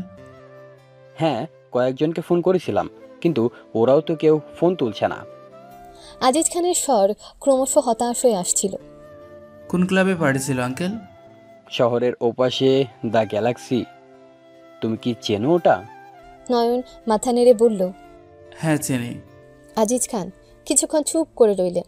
তারপর হঠাৎ নয়নের দিকে তাকিয়ে বললেন, নয়ন, তুমি কি একটু কষ্ট করে ওখানে যেতে পারবে? যদি দেখো মেহের এখনো আছে বা ওর কোনো খবর পাও। নয়ন একটু দ্বিধা করল না। মেহের যদিও তার সঙ্গে খারাপ ব্যবহার করে, তবুও বিপদে পড়লে তার জন্য চিন্তা হওয়া স্বাভাবিক। আর আজিজ খান তাকে এত স্নেহ করেন, তার অনুরোধ সে ফেলতে পারবে না। অবশ্যই আঙ্কেল, আমি এখনই যাচ্ছি। তুমি যাবে বাবা এত রাতে একা? আজিজ খানের চোখে কৃতজ্ঞতা এবং কিছুটা দ্বিধা। আমি ঠিক যাব আঙ্কেল, আপনি চিন্তা করবেন না। নয়ন দ্রুত নিজের জ্যাকেটটা গায়ে চাপালো। আজিজ খান একটা দীর্ঘশ্বাস ফেলে বললেন, ধন্যবাদ নয়ন, তুমি সত্যি খুব ভালো ছেলে। নয়ন আর দাঁড়ালো না, দ্রুত ঘর থেকে বেরিয়ে গেল। রাতের অন্ধকারে শহরের রাস্তাগুলো শান্ত, তবে তার মনে একটা চাপা অস্থিরতা কাজ করছিল। মেহেরের কিছু হয়নি তো? কেন তার ফোন ধরছে না? তখনই হঠাৎ নয়ন মেহেরকে দেখতে পেল। নয়ন দেখতে পেল আবির মেহেরের সাথে জড়াজড়ি করছে। সে নিজেকে ছাড়ানোর চেষ্টা করলো, কিন্তু আবিরের হাতের বাঁধন ক্রমশ শক্ত হচ্ছিল। মেহেরের মনে অসহায়তা আর আতঙ্ক গ্রাস করতে শুরু করলো। আশেপাশে তখন সবাই নিজেদের মতো মত্ত, কেউ তাদের দিকে খেয়াল করছে না। ধীরে ধীরে আবির ঝুঁকে এলো মেহেরের মুখের উপর। তার নিঃশ্বাস মেহেরের কানের কাছে এসে বাড়ি খাচ্ছে। তুমি এত সুন্দর কেন মেহের? আজ তোমাকে খুব কাছে পেতে ইচ্ছা করছে। মেহেরের সর্বাঙ্গ ঘৃণায় সংকুচিত হয়ে গেল। এই লোকটা আসলে কি চায় তার আর বুঝতে বাকি রইল না। সে আরও জোরে নিজেকে ছাড়ানোর চেষ্টা করলো, কিন্তু আবির তাকে শক্ত করে ধরে রেখেছিল। মেহেরের মনে হচ্ছিল যেন সে একটা গভীর খাদে পড়ে যাচ্ছে, যেখানে কেউ তাকে সাহায্য করার নেই। আবিরের হাত আরও নিচে নেমে এলো। মেহেরের শরীর ভয়ে হিম হয়ে গেল। সে চিৎকার করারও ক্ষমতাও হারিয়ে যেন ফেলেছে। কাঁপতে থাকা গলায় মেহের বলল, আবির কি করছো? ছাড়ো আমাকে। মেহেরের কণ্ঠস্বর ভয়ে কাঁপছিল, কিন্তু তার মধ্যে একটা তীব্র প্রতিবাদও ছিল। আহা, এত রাগ কেন? একটু তো ভালোবাসতে দাও। আবিরের কথাগুলো জড়ানো, তার চাহনিতে লালসার স্পষ্ট ছাপ। মেহের যখন বুঝতে পারলো আবিরের উদ্দেশ্য ভয়ঙ্কর, তখন তার সমস্ত শক্তি দিয়ে নিজেকে ছাড়ানোর চেষ্টা করলো। কিন্তু আবিরের শারীরিক জোরের কাছে সে ক্রমশ দুর্বল হয়ে পড়ছিল। ঠিক সেই মুহূর্তে নয়নের মাথায় যেন আগুন ধরে গেল। এতক্ষণ ধরে বুকের ভেতর জমা হওয়া উদ্বেগ আর মেহেরের প্রতি একটা চাপা অনুভূতি যেন একসঙ্গে বিস্ফোরিত হলো। সে আর এক মুহূর্তেও দেরি করল না। এই জানোয়ার, ছাড় ওকে। নয়ন গর্জে উঠল এবং দ্রুত আবিরের দিকে এগিয়ে গেল। আবির এবং মেহের দুজনেই চমকে নয়নের দিকে তাকালো। আবির প্রথমে কিছুটা হকচকিয়ে গেল, কিন্তু পরক্ষণেই তার চোখে বিরক্তির ভাব ফুটে উঠল। এই ছোকরা, তুই কে আর এখানে কি চাস? নয়ন কোনো কথা বলল না, তার চোখ তখন ক্রোধে জ্বলছে। সে দ্রুত আবিরের কাছে গিয়ে তার শার্টের কলার খামচে ধরল এবং এক ঝটকায় তাকে মেহেরের কাছ থেকে টেনে সরিয়ে আনল। আবির টাল সামলাতে না পেরে সোফার উপর হুমড়ি খেয়ে পড়ল। তার মুখ থেকে বিস্ময়ের গোঙানি বের হলো। তুই সাহস কি করে পাস আমাকে? আবির তখনও কথা শেষ করতে পারল না। তার আগেই নয়নের শক্ত মুষ্টি তার গালে শব্দে আঘাত হানল। তুই একটা নিজ, একটা মেয়ের গায়ে হাত তোলার সাহস কোথায় পাস? নয়নের প্রতিটি ঘুষি যেন তার ভেতরের জমা ক্ষোভের বহিঃপ্রকাশ। আবির উল্টে মার তো দূরের কথা, নিজেকে বাঁচানোরও সুযোগ পেল না। নয়নের অপ্রত্যাশিত আক্রমণে সে হতভম্ব হয়ে পড়েছিল। তার শরীর যেন অবশ হয়ে গিয়েছিল। আশেপাশের লোকজন প্রথমে হতবাক হয়ে দাঁড়িয়ে দেখছিল। তাদের কাছে সবকিছু এত দ্রুত ঘটে গিয়েছিল যে তারা কিছুই বুঝে উঠতে পারছিল না। দু একজন এগিয়ে এসে নয়নকে থামানোর চেষ্টা করল। আরেকজন বলল, আরে বাবা, মারামারি করছো কেন? কিন্তু নয়নের মাথায় তখন শুধু একটা কথাই ঘুরছিল, তার মেহেরকে এই জানোয়ার বাজেভাবে স্পর্শ করছিল। সে কারো কথা শুনল না। তার হাতের আঘাতগুলো যেন আরও ধারালো হয়ে উঠল। মেহের তখনও ভয় কাঁপছিল। নয়নকে এভাবে মারতে দেখে সে কিছুটা হতভম্ব হয়ে গিয়েছিল। একদিকে আবিরের হাত থেকে বাঁচতে পারার স্বস্তি, অন্যদিকে নয়নের এই হিংস্র রূপ, সব মিলিয়ে তার অনুভূতিগুলো যেন তালগোল পাকিয়ে যাচ্ছিল। নয়ন, নয়ন থামো। মেহের দুর্বল স্বরে নয়নকে থামানোর চেষ্টা করল। সে এগিয়ে এসে নয়নের হাত টেনে ধরল, কিন্তু নয়নের মনোযোগ তখন শুধু আবিরের দিকে। সে মেহেরের ডাকে কর্ণপাতও করল না। তার হাতের মার চলতেই থাকলো। নয়ন প্লিজ, ওকে মেরো না। মেহেরের স্বর এবার কিছুটা জোরালো হলো। সে দু হাতে নয়নের একটা হাত ধরে প্রাণপণে টেনে ধরল। নয়ন থামল না, তার শরীর তখনও রাগে কাঁপছিল। অবশেষে মেহেরের ধৈর্যের বাঁধ ভেঙে গেল। রাগে, ফ্রাস্ট্রেশনে আর হয়তো কিছুটা রাগের কারণেও সে সজোরে নয়নের গালে ঠাস করে একটা চড় বসিয়ে দিল। আঘাতের আকস্মিকতায় নয়ন থমকে গেল। তার মারের হাত মাঝপথে থেমে গেল। সে অবাক হয়ে মেহেরের দিকে তাকালো। তার গালে লালচে দাগ, চোখে অবিশ্বাস আর যন্ত্রণা। আশেপাশের সবাই স্তব্ধ হয়ে গেল। এতক্ষণ ধরে চলা মারামারি মুহূর্তে থেমে গেল, যেন কেউ জাদু করেছে। আবির তখনও সোফার উপর কাতরাচ্ছে, আর নয়ন হতভম্বের মতন মেহেরের দিকে তাকিয়ে। মেহেরের চোখ দিয়ে জল গড়িয়ে পড়ছিল, সঙ্গে তার চোখ দিয়ে আগুন ঝরছিল মনে হচ্ছে। মেহেরের হাতের অপ্রত্যাশিত চর খেয়ে নয়ন হতভম্বের মতো নিজের গালে হাত দিয়ে দাঁড়িয়ে রইল। তার মনে হচ্ছিল যেন কেউ তার মুখের উপর কঠিন পাথর ছুঁড়ে মেরেছে। এতক্ষণ ধরে জমে থাকা রাগ, উত্তেজনা আর মেহেরকে বাঁচানোর তাগিদ সব যেন এক মুহূর্তে স্তব্ধ হয়ে গেল। তার চোখে গভীর অবিশ্বাস আর অসহায়তা খেলা করছিল। আশেপাশের স্তব্ধতা ভেঙে মেহেরের তীক্ষ্ণ কণ্ঠস্বর ভেসে এলো। তার চোখে তখনও রাগের আগুন জ্বলছিল। রাগী কণ্ঠে মেহের জিজ্ঞেস করলো, তুমি এখানে কি করছিলে নয়ন? এটা আমার আর আবিরের ব্যাপার, তোমাকে মাঝখানে নাক গলাতে কে বলেছে? নয়ন তখনও ঘোর কাটাতে পারেনি। তার ঠোঁট সামান্য ফাঁক হলো, কিন্তু কোনো কথা বের হলো না। মেহের আরও তেড়ে এলো। তার সুন্দর মুখটা ঘৃণায় কুঁচকে ছিল। ছোট লোক, ভিখারি, আমার বাবার টাকায় আমাদের বাড়িতে বসে বসে খাচ্ছ, আর এখন আমার ব্যক্তিগত ব্যাপারেও হস্তক্ষেপ করার সাহস দেখাচ্ছ? নয়নের বুকে যেন কেউ ধারালো ছুরি চালিয়ে দিল। মেহেরের প্রতিটি কথা তার আত্মসম্মানে আঘাত আনছিল। যে বাড়িতে সে আশ্রয় পেয়েছে, যে মানুষগুলোর দয়ায় সে বেঁচে আছে, তাদের মেয়ের মুখ থেকে এমন কথা শুনে তার ভেতরটা ভেঙে যাচ্ছিল। তোমার সাহস তো কম না? আর কার পারমিশন নিয়ে তুমি আবিরের গায়ে হাত তুলেছ? ও আমার বন্ধু, বুঝলে? তোমার মতো রাস্তার ছেলের কোনো মূল্য নেই ওর সামনে। মেহেরের কণ্ঠস্বর ক্রমশ উচ্চ গ্রামে বাঁধছিল। তার চোখে নয়নের প্রতি তীব্র বিদ্বেষ স্পষ্ট। নয়ন মাথা নিচু করে মেহেরের দিকে তাকালো। তার মনে হচ্ছিল যেন সে সত্যিই একটা কীট, যার কোনো অধিকার নেই এই সুন্দর আর দামি দুনিয়ায় নিঃশ্বাস নেওয়ারও। আর হ্যাঁ, মনে রেখো, এটা তোমার বাবার বাড়ি নয়, এখানে তুমি আশ্রিতা।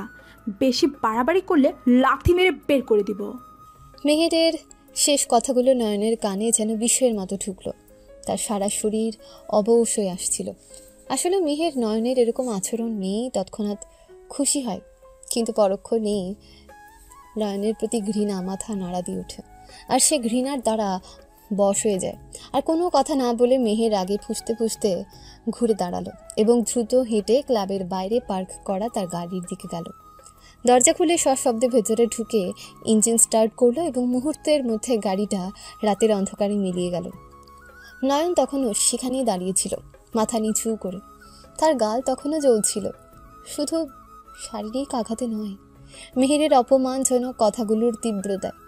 তার মনে হচ্ছিল যেন তার সমস্ত সাহস, তার সমস্ত আত্মবিশ্বাস, সব কিছু মেহেরের এক একটা কথায় ধূলিসাৎ হয়ে গেছে। দীর্ঘক্ষণ ওভাবেই দাঁড়িয়ে থাকার পর নয়ন ধীরে ধীরে হেঁটে তার দিকে এগিয়ে এলো, যেখানে তার গাড়িটা পার্ক করা ছিল। আনমনে গাড়ির দরজা খুলে ভেতরে বসলো। হাত কাঁপছিল স্টিয়ারিং হুইলে। ইঞ্জিন স্টার্ট করে সে বাড়ির পথে রওনা হলো। রাস্তায় তার কিছুই দেখতে ভালো লাগছিল না। শহরের ঝলমলে আলো, রাতের নীরবতা, সব কিছু তার কাছে অর্থহীন মনে হচ্ছিল। তার মনে শুধু মেহেরের অপমানজনক কথাগুলি বারবার প্রতিধ্বনিত হচ্ছিল। বাড়িতে যখন নয়ন পৌঁছালো তখন অনেক রাত। আজিজ খান আর আয়েশা বেগম তখনও জেগে মেহেরের জন্য অপেক্ষা করছিলেন। তাদের চোখে মুখে উৎকণ্ঠা স্পষ্ট। মেহের ততক্ষণে বাড়িতে পৌঁছে তার ঘরে চলে গেছে। এসেই সে তার বাবার কাছে নালিশ শুরু করে দিয়েছে। বাবা, তুমি জানো কি করেছে? মেহেরের কণ্ঠস্বর তখনও রাগে কাঁপছিল। আজিজ খান উদ্বিগ্ন হয়ে মেয়ের কাছে এগিয়ে এলেন। কি হয়েছে মা? কি করেছে নয়ন? ও আজ ক্লাবে গিয়ে মারামারি করেছে। মেহেরের অভিযোগের সুরে বিস্ময় মেশানো ছিল। মারামারি করেছে? কেন?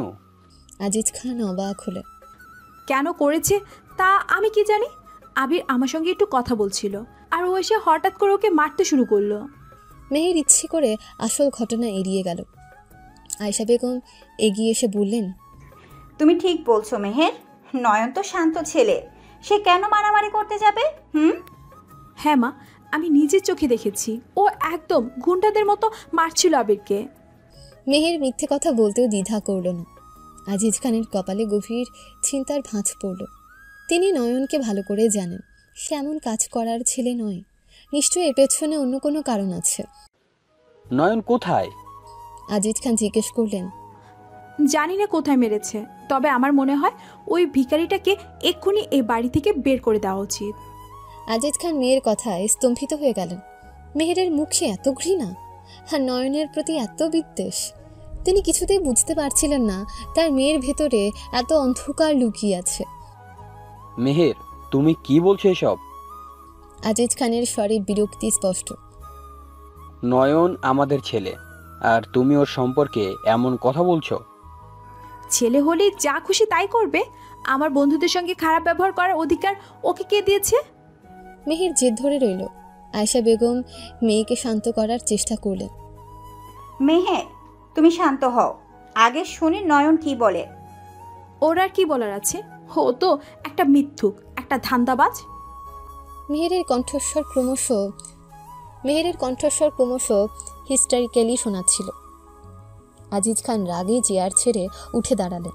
তার নিজের মেয়ের এই আচরণ তিনি কিছুতেই মেনে নিতে পারছিলেন না। নয়ন তাদের বাড়িতে আশ্রয় নিয়েছে, আর মেহের তার সঙ্গে এমন নির্দয় ব্যবহার করছে। যথেষ্ট হয়েছে মেহের।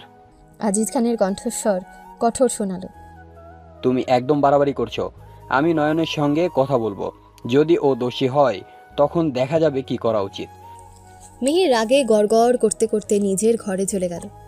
তার বাবাকে তার কথা না শোনাতে দেখে সে আরো ক্ষুব্ধ হলো। আজিজ খান আর আয়েশা বেগম দুজনেই গভীর চিন্তায় পড়ে গেলেন। মেহেরের এই বিদ্বেষের কারণ তারা কিছুতেই খুঁজে পাচ্ছিলেন না, আর নয়নের উপর তাদের বিশ্বাস ছিল। তারা বুঝতে পারছিলেন কোথাও একটা বড় ভুল হচ্ছে। মেহের রাগে ফুঁসতে ফুঁসতে নিজের ঘরে দরজা ধরাম করে বন্ধ করে দিল। তার চিৎকারের রেশ তখনও ড্রয়িং রুমে ভাসছিল। আজিজ খান আর আয়েশা বেগম দুজনেই স্তম্ভিত হয়ে কিছুক্ষণ সেই দিকে তাকিয়ে রইলেন। আমি ঠিক বুঝতে পারছি না মেয়েটার কি হয়েছে। আজিজ খান গভীর উদ্বেগের সঙ্গে বললেন, নয়নের মতো একটা ভালো ছেলের সাথে ও এমন ব্যবহার করতে পারলো? আয়েশা বেগম দীর্ঘশ্বাস ফেললেন। ওর যে তার অহংকার দিন দিন বাড়ছে, আমরা কিছু বললেও শুনে না। ঠিক সেই মুহূর্তে নয়ন মাথা নিচু করে ড্রয়িং রুমে এসে দাঁড়ালো। তার মুখটা বেদনায় ভরা, চোখে অসহায়তার ছাপ। নয়ন বাবা। আয়েশা বেগম স্নেহের স্বরে বললেন, তুমি কিছু মনে করো না মেহেরের কথায়, ও আসলে। নয়ন শান্ত স্বরে বলল, না আন্টি, ও যা বলেছে হয়তো ঠিকই বলেছে। আজিজ খান ভ্রু কুঁচকে বললেন, ঠিক বলেছে? কি বলছিস তুই? তুই তো ওকে সাহায্য করতে গিয়েছিলি। নয়ন কিছুক্ষণ চুপ করে রইল। তারপর ধীরে ধীরে ক্লাবে যা ঘটেছিল, আবিরের অসৎ উদ্দেশ্য থেকে শুরু করে মেহেরের চড় মারা পর্যন্ত সব কিছু খুলে বলল। তার কণ্ঠস্বরে কোনো অভিযোগ ছিল না, শুধু একটা গভীর কষ্ট আর জিজ্ঞাসা মেশানো ছিল। সব শুনে আজিজ খান আর আয়েশা বেগম দুজনে স্তব্ধ হয়ে গেলেন। মেহেরের এমন নিষ্ঠুর আচরণ তাদের স্তম্ভিত করে দিল। আয়েশা বেগমের চোখে জল চিকচিক করছিল। তিনি বলেন, এ কি শুনছি আমি? মেহের এত খারাপ হয়ে গেছে? আজিজ খান রাগে চেয়ার ছেড়ে উঠে দাঁড়ালেন। আমি ওর সাথে কথা বলছি, ও ভাবছে কি নিজেকে? না আঙ্কেল। নয়ন মিনতি ভরা স্বরে বলল, এখন ওর মন খারাপ, পরে কথা বলবেন প্লিজ, এখন যাবেন না। আয়েশা বেগম এগিয়ে এসে নয়নের হাত ধরে বড় মায়ার সঙ্গে বললেন, তুমি ওর জন্য কত ভাবো, আর ও তোমার সাথে এত খারাপ ব্যবহার করে? আমি জানি না কেন করে আন্টি। নয়নের স্বর করুণ শোনালো। কিন্তু আর সহ্য করতে পারছি না, প্রতিটা অপমান যেন বুকের ভিতর তীরের মতো বিঁধে। আজিজ খান আবার চেয়ারে বসলেন। তার মুখ কঠিন। তাহলে আর সহ্য করিস না নয়ন? নয়ন অবাক হয়ে তার দিকে তাকালো। নয়ন কনফিউজড হয়ে জিজ্ঞেস করলো, হ্যাঁ। আজিজ খান দৃঢ় করে বললেন, এইবার থেকে তুইও মুখ খুলবি। মেহের যখন অন্যায় করবে তার প্রতিবাদ তুইও করবি। আয়েশা বেগমও মাথা নেড়ে সায় জানিয়ে বলল, ঠিক বলেছেন তোর আঙ্কেল, আর কতদিন তুই নীরবে সব সহ্য করবি? তোরও তো আত্মসম্মান আছে। নয়ন একটু দ্বিধা করলো। মেহেরের সঙ্গে তর্ক করাটা তার কাছে এখনো কঠিন মনে হয়। কিন্তু আন্টি, ও তো খুব রাগী, যদি আরো খারাপ ব্যবহার করে। আয়শা বেগম হাসলেন, তবে সেই হাসিতে একটা দৃঢ়তা এবং স্নেহের ছোঁয়া ছিল। তিনি নয়নকে বোঝানোর জন্য বললেন, দেখো বাবা, একটা কথা বলি, তুমি একটা ছেলে আর মেহের একটা মেয়ে, গায়ে জোর বেশি কার? নয়ন একটু অপ্রস্তুত হয়ে বলল, আমার। তাহলে ভয় কিসের? একজন ছেলে হয়ে যদি তুমি মেহেরের মতো একটা মেয়েকে সোজা করতে না পারো, তাহলে তোমার পুরুষ হয়ে জন্মবার লাভ কি? আর এইখানে আমি গায়ের জোরের কথা এমনি বললাম। গায়ের জোর দিয়ে মেয়েদের সোজা করা যায় না, তাদেরকে সোজা করতে হয় আবেগ দিয়ে। আর আমার মনে হয় এই কাজটা তুমি ভালোই পারবে। নয়ন, তুই আর ভয় পাস না, আমরা তোর পাশে আছি।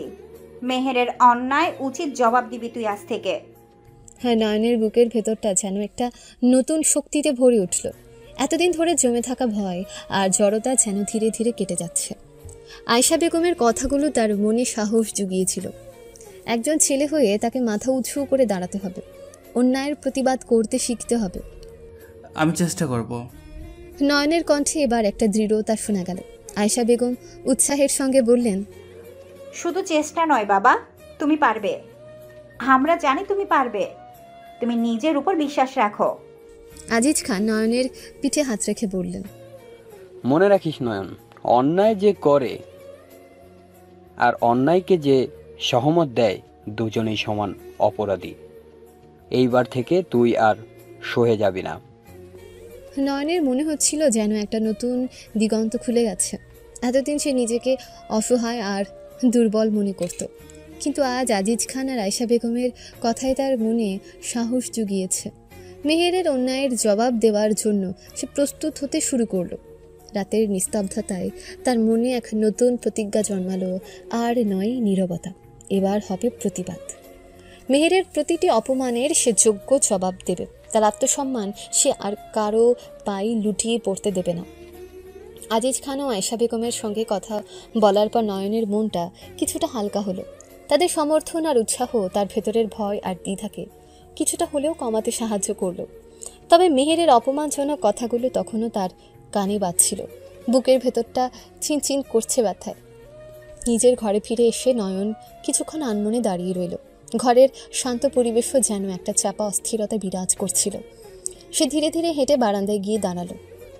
রাতের আকাশ তারার আলোয় কিছুটা আলোকিত। ঠান্ডা বাতাস তার মুখে এসে লাগলো। দূরে শহরের টিমটিম করা আলো দেখা যাচ্ছিল। এত কিছুর পরেও তার মনটা শান্ত হচ্ছিল না। হঠাৎ তার মনে পড়ল সন্ধ্যায় ক্লাবে যা কিছু ঘটেছিল তাতে মেহের নিশ্চয়ই ভালো করে কিছু খায়নি। রাগে আর অপমানে হয়তো তার খিদেও চলে গেছে, কিন্তু না খেয়ে থাকাটা তো শরীরের জন্য খারাপ। একটা চাপা চিন্তা নয়নের ভেতরে মোচড় দিয়ে উঠল। মেহের যতই তার সঙ্গে খারাপ ব্যবহার করুক না কেন, তার প্রতি একটা দুর্বলতা তো কোথাও না কোথাও এখনও রয়ে গেছে। সে আর দেরি না করে দ্রুত রান্নাঘরের দিকে পা বাড়ালো। ফ্রিজ খুলে দেখলো রাতের খাবার তখনও ঢাকা দেওয়া আছে। মেহেরের জন্য আলাদা করে রাখা মাংসের কুরমা আর পরোটাগুলো বের করে সে আলতো আঁচে গরম করতে শুরু করলো। রান্নাঘরের হালকা আলোয় তার মুখটা চিন্তিত দেখাচ্ছিল। খাবার গরম করা শেষ হলে নয়ন একটা ট্রেতে সেগুলো সাজিয়ে নিল, সঙ্গে এক গ্লাস জলও রাখলো। সাবধানে ট্রেটা ধরে সে মেহেরের ঘরের দিকে এগিয়ে গেল। দরজার সামনে এসে সে কিছুক্ষণ ইতস্তত করল, ভেতরে যাবে কিনা ভাবছিল। কিন্তু মেহেরের না খেয়ে থাকার চিন্তা তাকে কড়া নাড়তে বাধ্য করল। আপু। নয়ন খুব আস্তে করে ডাকলো, কোনো সাড়া এলো না। সে আবার একটু জোরে ডাকলো, আপু দরজাটা খুলবে? ভেতর থেকে কান্নার চাপা আওয়াজ ভেসে এলো। নয়নের বুকের ভেতরটা ধক করে উঠল। মেহের কাঁদছে, তার কি খুব খারাপ লাগছে? সে আবার কড়া নাড়ল এবং একটু এবার জোরালো গলায় বলল, আপু আমি নয়ন, দরজাটা খুলো প্লিজ। কিছুক্ষণ পর দরজার সামান্য ফাঁক হলো। নয়ন ভেতরে ঢুকে দেখলো মেহের বিছানায় উপুর হয়ে শুয়ে কাঁদছে, বালিশে মুখ গুজে। মেহেরের চোখ দুটো ফুলা ভেজা, বিধ্বস্ত দেখাচ্ছিল তাকে। সে বালিশ থেকে মুখ উঠিয়ে বলল, কি চাও? মেহেরের কণ্ঠস্বর ভাঙা, ক্লান্ত। আমি তোমার জন্য খাবার এনেছি, রাতে তো কিছু খাওনি। নয়ন খাবারের ট্রেটা তার সামনে ধরল। মেহেরের মুখটা আরও কঠিন হয়ে গেল। আমার খিদে নেই, যাও এখান থেকে। কিন্তু আপু, না খেয়ে থাকলে শরীর খারাপ করবে, একটু তো খাও। নয়ন মিনতি ভরা চোখে বলল। মেহের কোনো উত্তর দিল না। সে দরজার দিকে হাত বাড়িয়ে আবার বন্ধ করে দিতে ইশারা করল। প্লিজ আপু। মেহের বিছানায় উপর হয়ে শুয়ে তখনও কাঁদছিল। তার শরীরটা থরথর করে কাঁপছিল। নয়ন ট্রেটা ঘরের একপাশে রাখলো এবং ধীরে ধীরে মেহেরের কাছে এগিয়ে গেল। আপু ওঠো, হাত মুখ ধুয়ে ফ্রেশ হয়ে খাবারটা খেয়ে নাও। মেহের কোনো সাড়া দিল না। সে যেমন শুয়েছিল তেমনই রইল। আপু। নয়ন আবার ডাকলো এবং আলতো করে তার কাঁধে হাত রাখল। মেহের সঙ্গে সঙ্গে ঝটকা মেরে তার হাত সরিয়ে দিল। আমার কাছে এসো না, তুমি একটা জানোয়ার। নয়নের বুকে যেন কেউ পাথর মারল। মেহেরের এই ঘৃণা তার সহ্য করা কঠিন, তবুও সে শান্ত থাকার চেষ্টা করল। আমি শুধু তোমার ভালো চাইছি, একটু ওঠো, অন্তত জলটুকু খাও। মেহের পাশ ফিরে শুয়ে সিলিংয়ের দিকে তাকিয়ে রইল। তার চোখ থেকে তখনও অশ্রু গড়িয়ে পড়ছিল। নয়ন বুঝতে পারছিল নরম কথায় কাজ হবে না। তার মনে পড়ে গেল আয়েশা বেগমের কথা। একজন ছেলে হয়ে যদি সে মেহেরকে লাইনে আনতে না পারে। একটা গভীর শ্বাস নিয়ে নয়ন কিছুটা অপ্রত্যাশিত কাজ করল। সে মেহেরের হাত ধরে এক টানে তাকে শোয়া থেকে তুলে বসালো। কি করছো তুমি? ছাড়ো আমাকে। মেহের হতভম্ব হয়ে আলতো চিৎকার করে উঠল এবং খাবারের প্লেটগুলো ধাক্কা দিয়ে ফেলে দিতে চাইল, কিন্তু নয়ন দ্রুত তার হাত ধরে ফেলল। মেহেরের দুর্বল প্রতিরোধ তার কাছে কিছুই না। তুমি খাবে না তাই তো? ঠিক আছে, আমিও দেখি তুমি কেমন করে না খাও। নয়নের স্বর এবার কিছুটা কঠোর।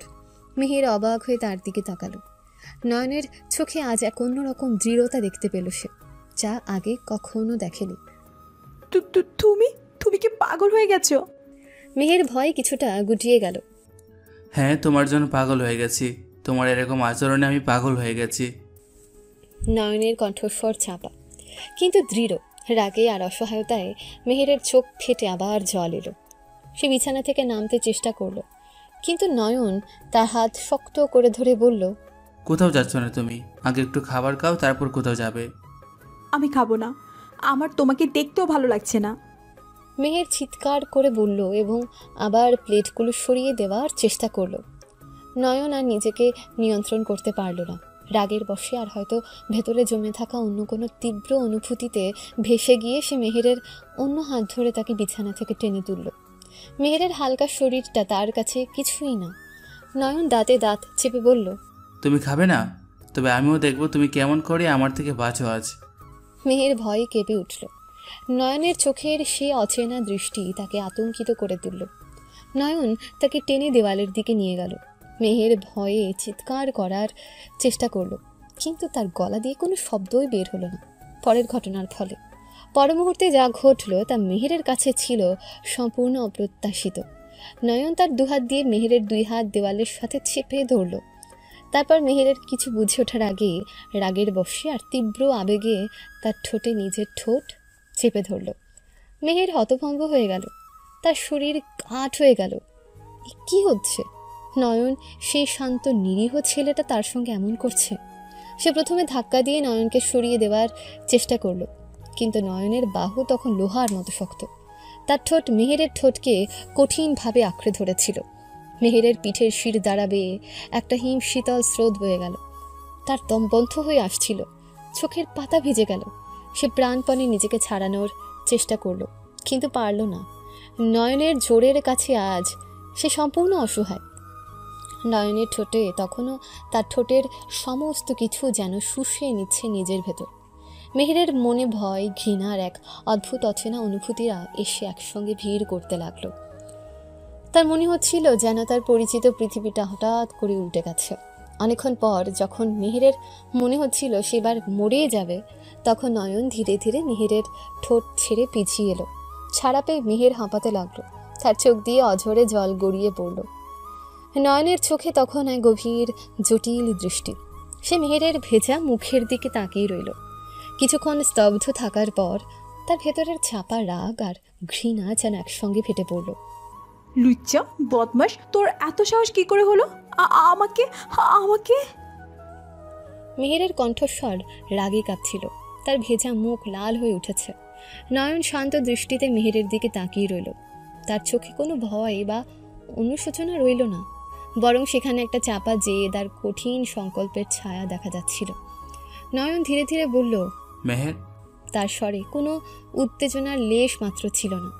তুমি রাতে কিছু খাওনি, শরীর খারাপ করবে, একটু খেয়ে নাও। মেহের তেলে বেগুনে জ্বলে উঠল। তুই আমাকে খেতে বলছিস? তোর মতো একটা নোংরা লোকের মুখ আমি দেখতেও চাই না, বেরিয়ে যা আমার ঘর থেকে। ঠিক আছে।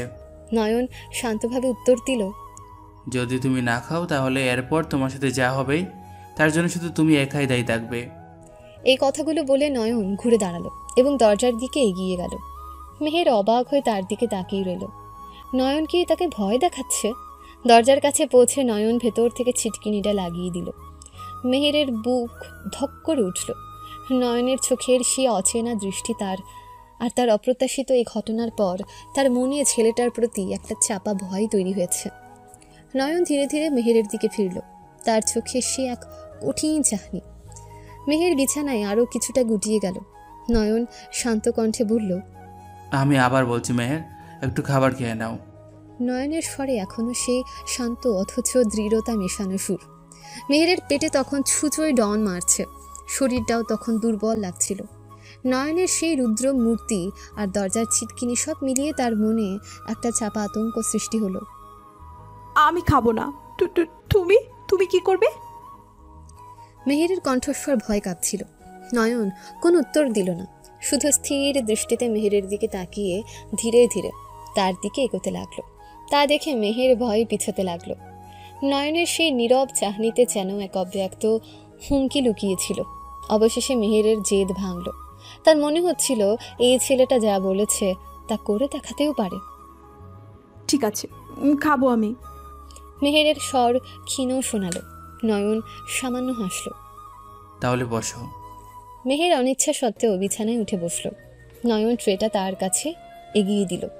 মেহের খাবারের দিকে হাত বাড়াতে যাচ্ছিল, কিন্তু তার হাত কাঁপছিল। নয়ন তার হাত ধরে ফেলল। মেহের চমকে তার দিকে তাকালো। নয়ন বলল, তুমি পারবে না, আমি গায়ে দিচ্ছি। মেহের প্রথমে প্রতিবাদ করতে চেয়েছিল, কিন্তু নয়নের চোখের দিকে তাকিয়ে সাহস পেল না। সেই দৃষ্টিতে এমন কিছু ছিল যা তাকে বাধ্য করল চুপ থাকতে। নয়ন এক টুকরো মাংসের কোরমা পরোটার সাথে মেখে মেহেরের মুখের কাছে ধরল। মেহের অপলক দৃষ্টিতে নয়নের দিকে তাকিয়ে রইল। তার মনে তখন হাজারটা প্রশ্ন ঘুরপাক খাচ্ছিল। এই ছেলেটা কি সত্যি সেই শান্ত নিরীহ নয়ন? ধীরে ধীরে মেহের মুখ খুলল এবং প্রথম গ্রাসটি খেল। নয়নের চোখে এক ধরনের তৃপ্তি দেখা গেল। সে যত্ন করে মেহেরকে খাইয়ে দিতে লাগলো। মেহেরও নীরবে খেয়ে যেতে লাগলো। তার মনে জমে থাকা রাগ আর অভিমান যেন ধীরে ধীরে বরফ গলতে শুরু করছিল। খাওয়ার সময় তাদের মধ্যে কোনো কথা হলো না, শুধু নয়নের শান্ত অথচ দৃঢ় হাতের স্পর্শ আর মেহেরের বাধ্য মেয়ের মতন খাওয়া। এই নীরব দৃশ্য ঘরের শান্ত পরিবেশটাকেও আরও ভারী করে তুলল। পুরোটা সময় মেহেরের চোখ নয়নের মুখের উপর স্থির ছিল। সে যেন বিশ্বাস করতে পারছিল না এই সেই ছেলে যাকে সে এতদিন ধরে তুচ্ছ তাচ্ছিল্য করেছে। তার চোখের সে গভীর চাহনি, তার ভেতরের চাপা ক্রোধ, সব মিলিয়ে নয়ন যেন এক নতুন রূপে তার সামনে এসে দাঁড়িয়েছে। খাওয়া শেষ হলে নয়ন ট্রেটা সরিয়ে রাখল। মেহের তখনও চুপ করে বসেছিল। নয়ন শান্ত স্বরে বলল, এবার ঘুমাও, কাল সকালে কথা হবে। মেহের কোনো উত্তর দিল না, শুধু নীরবে বিছানায় শুয়ে পড়ল এবং পাশ ফিরে শুল। নয়ন কিছুক্ষণ তার দিকে তাকিয়ে রইল, তারপর ঘর থেকে বেরিয়ে গেল এবং দরজাটা বাইরে থেকে টেনে দিল। মেহের অন্ধকারে একা শুয়ে ভাবতে লাগল। নয়নের সেই অপ্রত্যাশিত কিস, তার কঠিন কথা এবং তারপর তার নিজের হাতে খাইয়ে দেওয়া সব কিছু যেন তার মনের মধ্যে একটা ঝড় তুলে দিয়েছে। এই ছেলেটা আসলে কি চায় আর কেন তার প্রতি তার ভেতরে একটা অদ্ভুত ভয় আর একই সাথে অন্যরকম একটা অনুভূতি জন্ম নিচ্ছে। পরদিন সকালে মেহেরের ঘুম ভাঙল এক অদ্ভুত শান্তিতে। রাতের দুঃস্বপ্ন আর নয়নের অপ্রত্যাশিত স্পর্শের রেশ তখনও তার মনে হালকাভাবে লেগেছিল, কিন্তু ভোরের আলো যেন এক নতুন শুরুর বার্তা নিয়ে এলো। বিছানা ছেড়ে উঠে ফ্রেশ হয়ে আয়নার সামনে দাঁড়ালো সে। নিজের মুখের দিকে তাকিয়ে মনে হলো রাতের কান্নার দুশ্চিন্তা তার চেহারায় স্পষ্ট ছাপ ফেলেছে। ধীরে ধীরে হেঁটে ডাইনিং রুমে এলো মেহের। সেখানে ব্রেকফাস্টের তোড়জোড় চলছে। রোজকার মতোই আজকেও ব্রেকফাস্ট নিজের হাতে বানিয়েছে নয়ন। তাকে সাহায্য করছে আয়েশা বেগম। গরম পরোটার সুগন্ধ আর ডিম ভাজির মমো করা গন্ধ ঘরটাকে ভরিয়ে রেখেছে। টেবিলের চারপাশে আজিজ খান, আয়েশা বেগম এবং নয়ন সকলেই উপস্থিত। মেহের এসে চেয়ারে বসতে সকলের দৃষ্টি তার দিকে পড়ল, বিশেষ করে নয়নের চোখ। এক মুহূর্তের জন্য মেহেরের চোখের সাথে তার চোখাচোখি হলো, কিন্তু পরক্ষণে নয়ন দৃষ্টি সরিয়ে নিল। মেহের লক্ষ্য করল নয়নের চোখে সেই রাতের কঠোরতা আর জেদের বদলে এক শান্ত স্নিগ্ধ দৃষ্টি, কিন্তু তার চাহনিতে একটা চাপা ঔদ্ধত্যও যেন লুকিয়েছিল, যা মেহেরকে কিছুটা অস্বস্তিতে ফেলল। অন্যদিকে মেহেরের হাবভাবও ছিল বেশ অন্যরকম। সে কেমন যেন চোরের মতো লুকিয়ে লুকিয়ে নয়নের দিকে তাকাচ্ছিল। ব্রেকফাস্টের সময় কয়েকবার তার চোখ অজান্তে নয়নের দিকে চলে গেল। নয়ন যদিও সরাসরি তার দিকে তাকায়নি, কিন্তু সে ঠিকই বুঝতে পারছিল মেয়েটি তাকে দেখছে। আয়েশা বেগম স্নেহের স্বরে জিজ্ঞেস করলেন, কি রে মেহের, শরীর ঠিক আছে তো? রাতে ভালো ঘুম হয়েছে?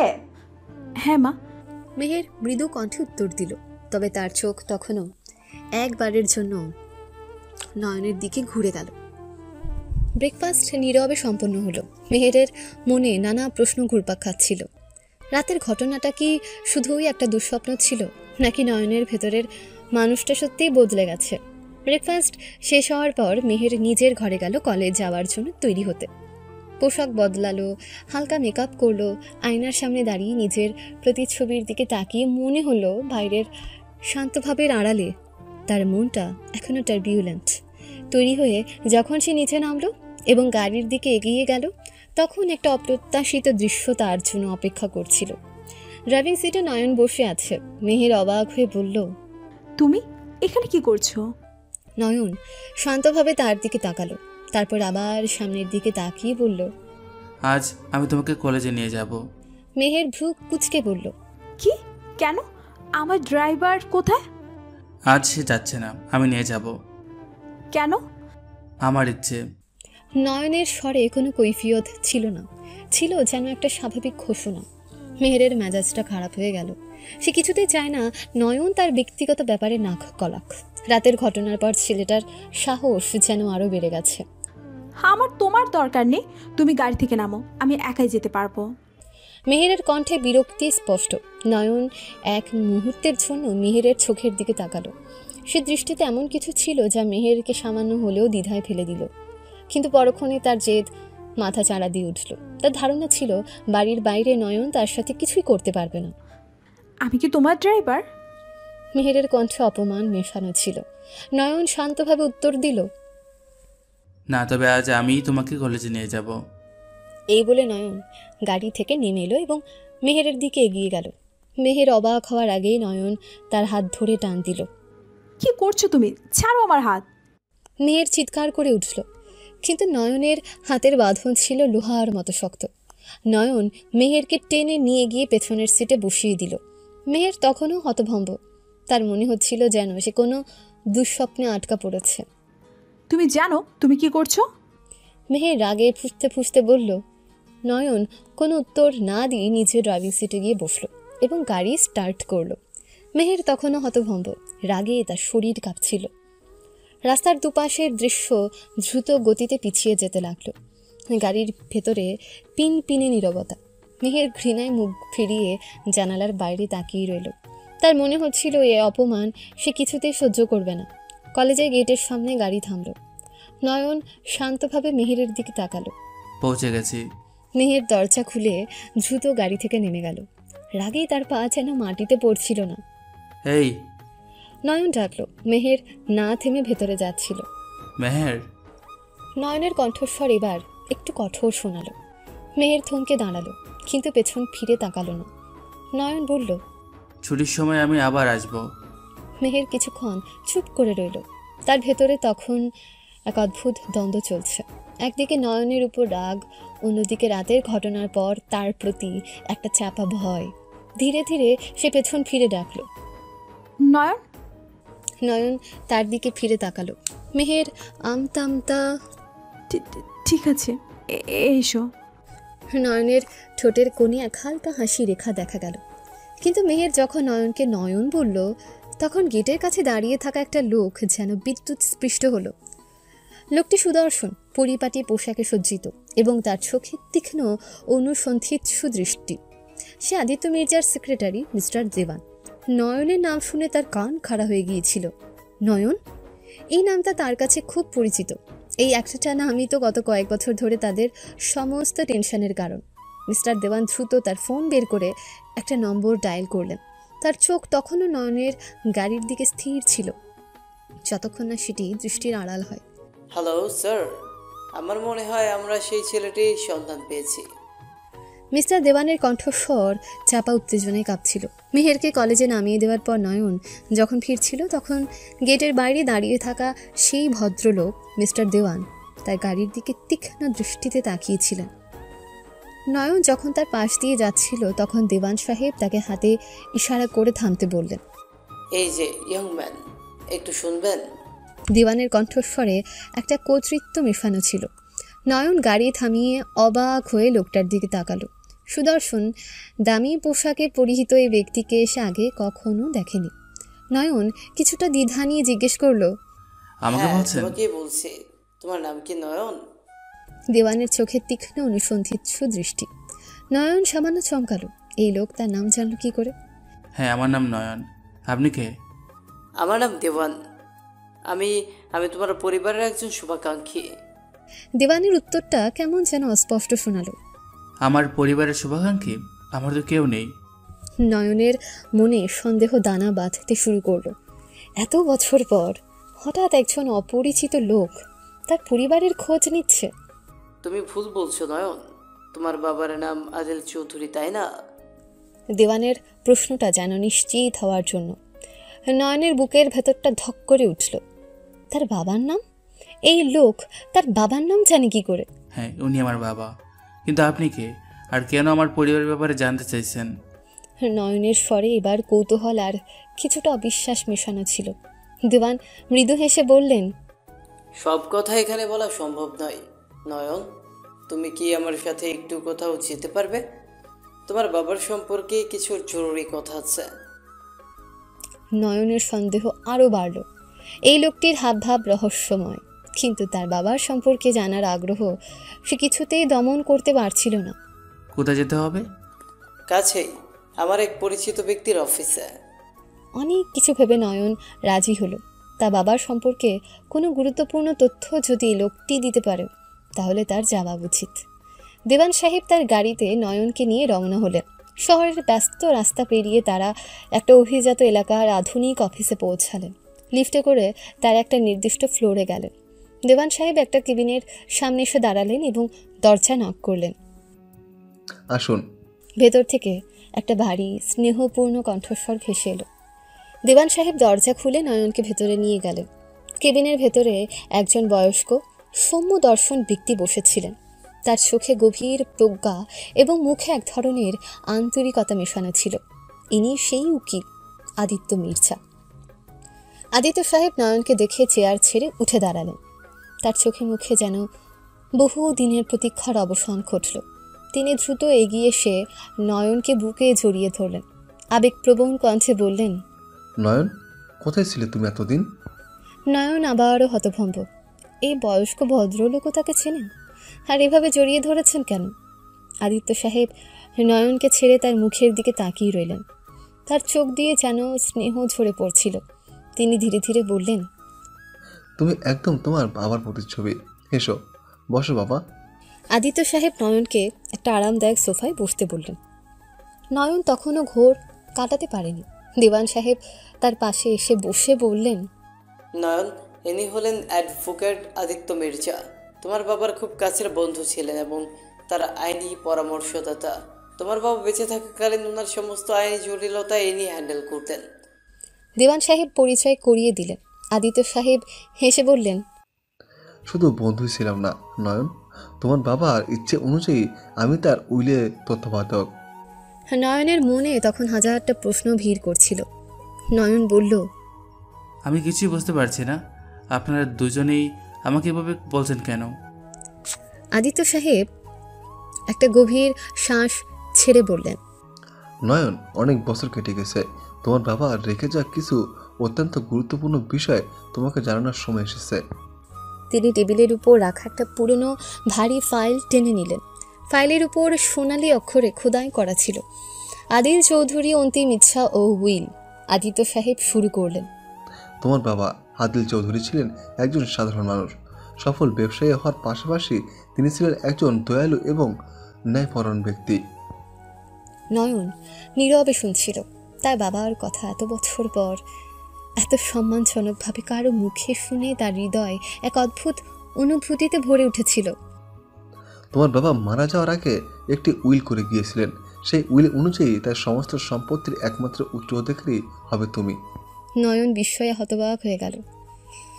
তার বাবা এত বিশাল সম্পত্তি রেখে গিয়েছিলেন আর সে এতদিন কিছুই জানত না। আদিত্য সাহেব যোগ করলেন, উইলের কিছু শর্ত ছিল। প্রথম এবং প্রধান শর্ত হলো তোমাকে 18 বছর বয়স পূর্ণ করতে হবে এই সম্পত্তির মালিক হওয়ার জন্য। আমার তো অনেক বছর আগে 18 বছর পূর্ণ হয়েছে। আদিত্য সাহেব মাথা নেড়ে বললেন, হ্যাঁ, কিন্তু আরও একটি গুরুত্বপূর্ণ শর্ত আছে। তোমাকে তোমার 25 বছর বয়স পূর্ণ হওয়ার আগে আনুষ্ঠানিকভাবে সে উইল গ্রহণ করতে হবে। নয়নের ভ্রু কুঁচকে গেল। গ্রহণ করতে হবে মানে? হ্যাঁ, তোমাকে একটি নির্দিষ্ট আইন নথিতে স্বাক্ষর করে জানাতে হবে যে তুমি তোমার বাবার রেখে যাওয়া সম্পত্তি গ্রহণ করতে ইচ্ছুক। আর যদি আমি গ্রহণ না করি? নয়নের মনে একটা অজানা আশঙ্কা জন্মালো। আদিত্য সাহেবের মুখটা বিষণ্ণ হলো। যদি তুমি তোমার 25 বছর পূর্ণ হওয়ার আগে উইল গ্রহণ না করো, তাহলে তোমার বাবার সুস্পষ্ট ইচ্ছে অনুযায়ী সে সম্পত্তি শহরের একটি স্বনামধন্য এতিমখানার অধীনে চলে যাবে। নয়নের মাথায় যেন আকাশ ভেঙে পড়ল। তার বাবার এত বিশাল সম্পত্তি আর মাত্র কয়েকদিনের মধ্যে যদি সে কিছু না করে তাহলে সব কিছু অন্যের হয়ে যাবে। আমার 25 বছর পূর্ণ হতে তো। নয়নের কণ্ঠস্বর প্রায় আর্তনাদের মতো শোনালো। আদিত্য সাহেব গভীর দৃষ্টিতে নয়নের দিকে তাকালেন। আর মাত্র 1 সপ্তাহ বাকি। নয়নের পৃথিবী যেন থমকে গেল।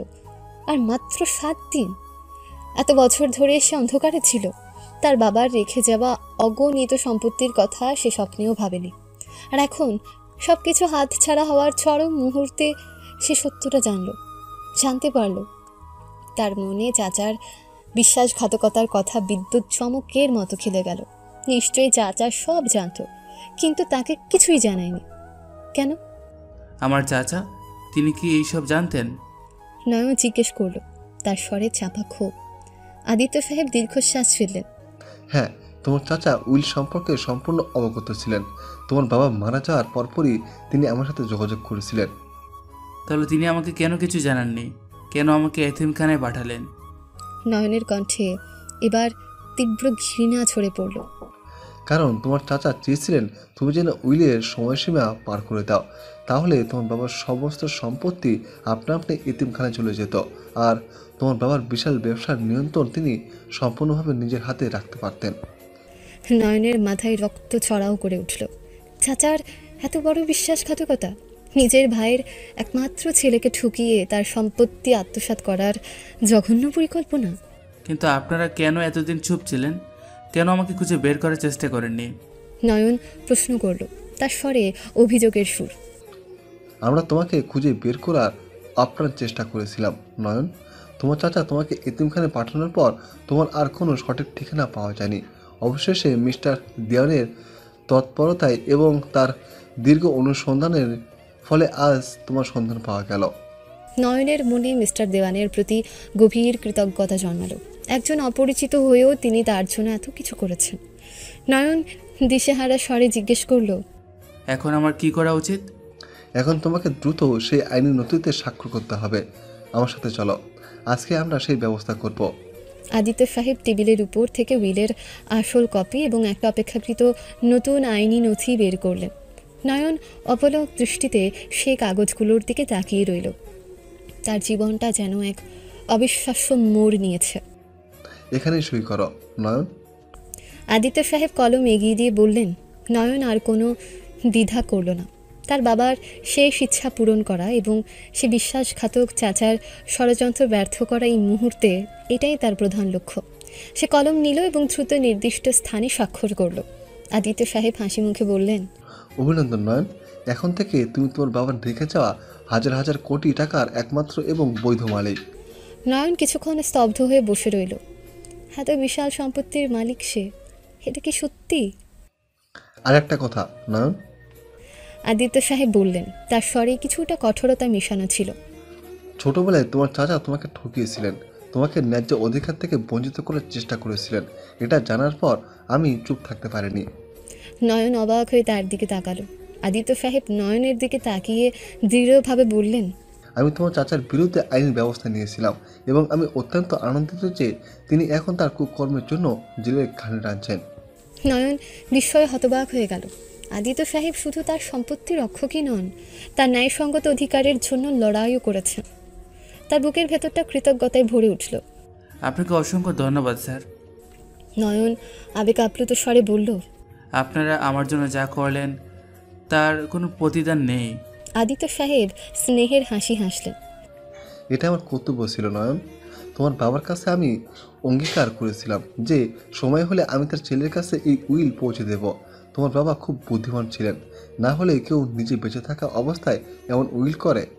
ওনার এই উইলের কারণে এখন থেকে তোমার জীবন বদলে যাবে। দেওয়ান সাহেবও এগিয়ে এসে নয়নের কাঁধে হাত রাখলেন।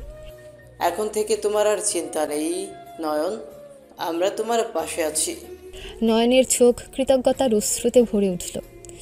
এতদিন পর সে সত্যিই একা নয়, তার পাশে এমন দুজন মানুষ আছেন যারা তার ভালো চান। তার জীবনের এক নতুন অধ্যায় শুরু হতে চলেছে। একদিকে বিশাল সম্পত্তির মালিকানা, অন্যদিকে তার বাবার প্রতি অন্যায়ের প্রতিশোধ। আদিত্য সাহেব নয়নের দিকে তাকিয়ে স্মিত হাসলেন।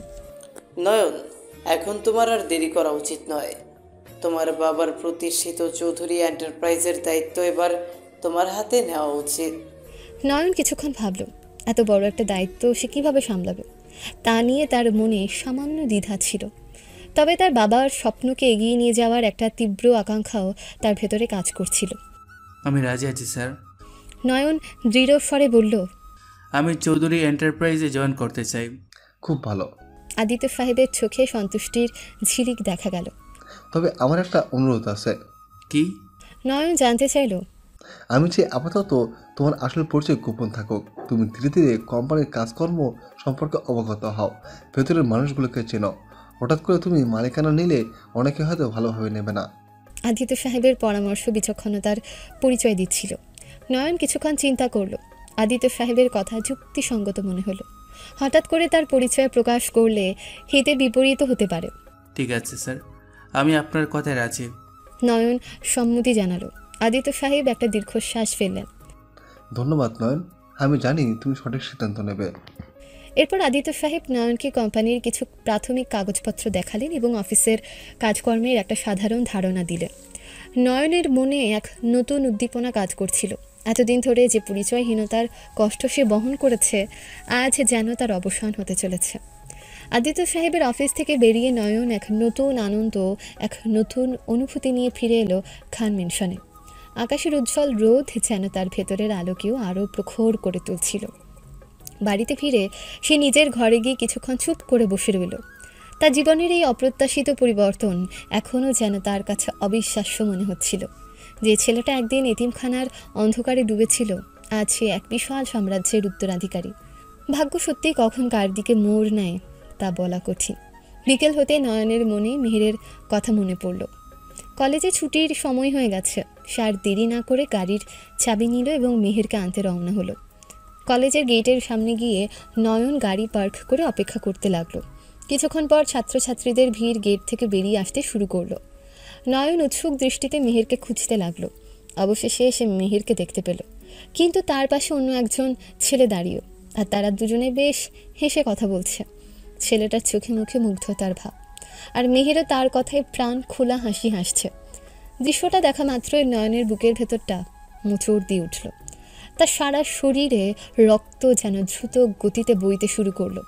চোয়ালের পেশি শক্ত হয়ে গেল, হাতের মুঠো আপনা আপনি বন্ধ হয়ে গেল। রক্ত টকবক করে ফুটছিল নয়নের মাথায়।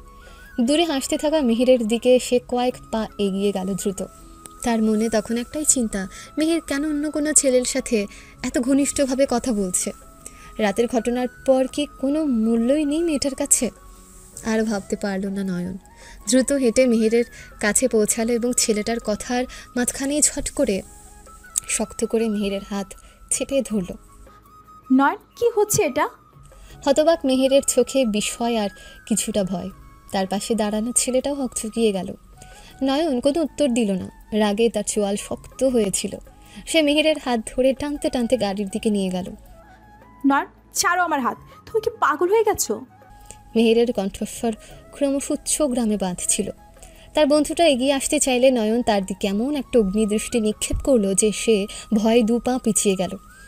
নয়ন জোর করে মেহেরকে পেছনের সিটে বসিয়ে দরজা বন্ধ করে দিল। মেহের তখনও হতভম্ব, বুঝতে পারছিল না তার সাথে কি হচ্ছে। গাড়িতে মেহের কয়েকবার নয়নের সাথে কথা বলার চেষ্টা করলো। নয়ন, তুমি কি ঠিক আছো? এমন করছো কেন? কিন্তু নয়ন একটাও কথা বলল না। তার দৃষ্টি সামনের দিকে স্থির, মুখ কঠিন। গাড়ির ভেতরে পিনপিনে নীরবতা, যা মেহেরের অস্বস্তি আরও বাড়িয়ে দিচ্ছিল। বাড়িতে পৌঁছে নয়ন সশব্দ ব্রেক কষল। ইঞ্জিন বন্ধ না করে সে দরজা খুলে মেহেরের হাত ধরে হেঁচকা টানে গাড়ি থেকে বের করলো। নয়ন, লাগছে আমার। মেহের ব্যথায় চিৎকার করে উঠল, কিন্তু নয়ন তার কথা গ্রাহ্য করল না। নয়ন মেহের কথার কোনো উত্তর না দিয়ে মেহেরকে টানতে টানতে দোতলায় তাদের ঘরের দিকে নিয়ে গেল। ঘরে ঢুকে মেহেরকে বিছানায় ছুঁড়ে মারল সে। মেহেরের শরীর কেঁপে উঠল, ভয়ে তার মুখ সাদা হয়ে গেছে। নয়ন দ্রুত দরজা বন্ধ করে ছিটকিনি লাগিয়ে দিল। নয়ন, তুমি এটা কি করছো? আমার কি ভুল হয়েছে? আমি কি করেছি? মেহের আতঙ্কে চিৎকার করে বলল। তার চোখে জল চিকচিক করছিল। নয়ন রাগে গড়গড় করতে করতে মেহেরের দিকে এগিয়ে গেল। তুমি কেন ওই ছেলের সাথে হেসে হেসে কথা বলছিলে? মেহেরও এবার রেগে গেল। আমি যার সাথে খুশি কথা বলবো, তাতে তোমার কি? ব্যাস, এই কথাটা যেন তার আগুনের ফুলকি ছুড়ে দিল নয়নের বুকের জমার আগে। সে দ্রুত এগিয়ে এসে মেহেরকে বিছানায় চেপে ধরল। দাঁতে দাঁত চেপে রাগী কণ্ঠে বলল, তুমি কার সাথে কথা বলবে আর কার সাথে না, সেটা আমি ঠিক করব। নয়নের কণ্ঠস্বর চাপা, ভয়ঙ্কর। ভয়ে মেহেরের গলা শুকিয়ে কাঠ হয়ে গেল। নয়নের চোখের সে হিংস্র দৃষ্টি তার হৃদস্পন্দন বাড়িয়ে দিল। নয়ন ঝুঁকে এসে মেহেরের গলায় মুখ ডুবালো। মেহের ঝটপট শুরু করলো, নয়ন প্লিজ, এমন করো না। মেহের অঝরে কাঁদতে লাগলো। তার শরীর ভয়ে থরথর করে কাঁপছিল। কিছুক্ষণ পর নয়ন তাকে ছেড়ে দিল। মেহের হাঁপাচ্ছিল। তার সারা শরীর ঘামে ভিজে গিয়েছিল। তার শরীরের কাঁপন যেন এখন একই রকম রয়ে গেছে। নয়ন শীতল কণ্ঠে মেহেরকে শাঁসিয়ে বলল, এরপর থেকে যদি কোনো ছেলের সাথে হেসে হেসে কথা বলতে দেখি, তাহলে এর থেকেও ভয়ঙ্কর শাস্তি পাবে। কথাটা শেষ করে নয়ন ঘর থেকে বেরিয়ে গেল এবং দরজা বাইরে থেকে বন্ধ করে দিল। ভাইয়ের পাশাপাশি মেহের ধীরে ধীরে নয়নের প্রতি এক অদ্ভুত আকর্ষণ অনুভব করতে শুরু করলো।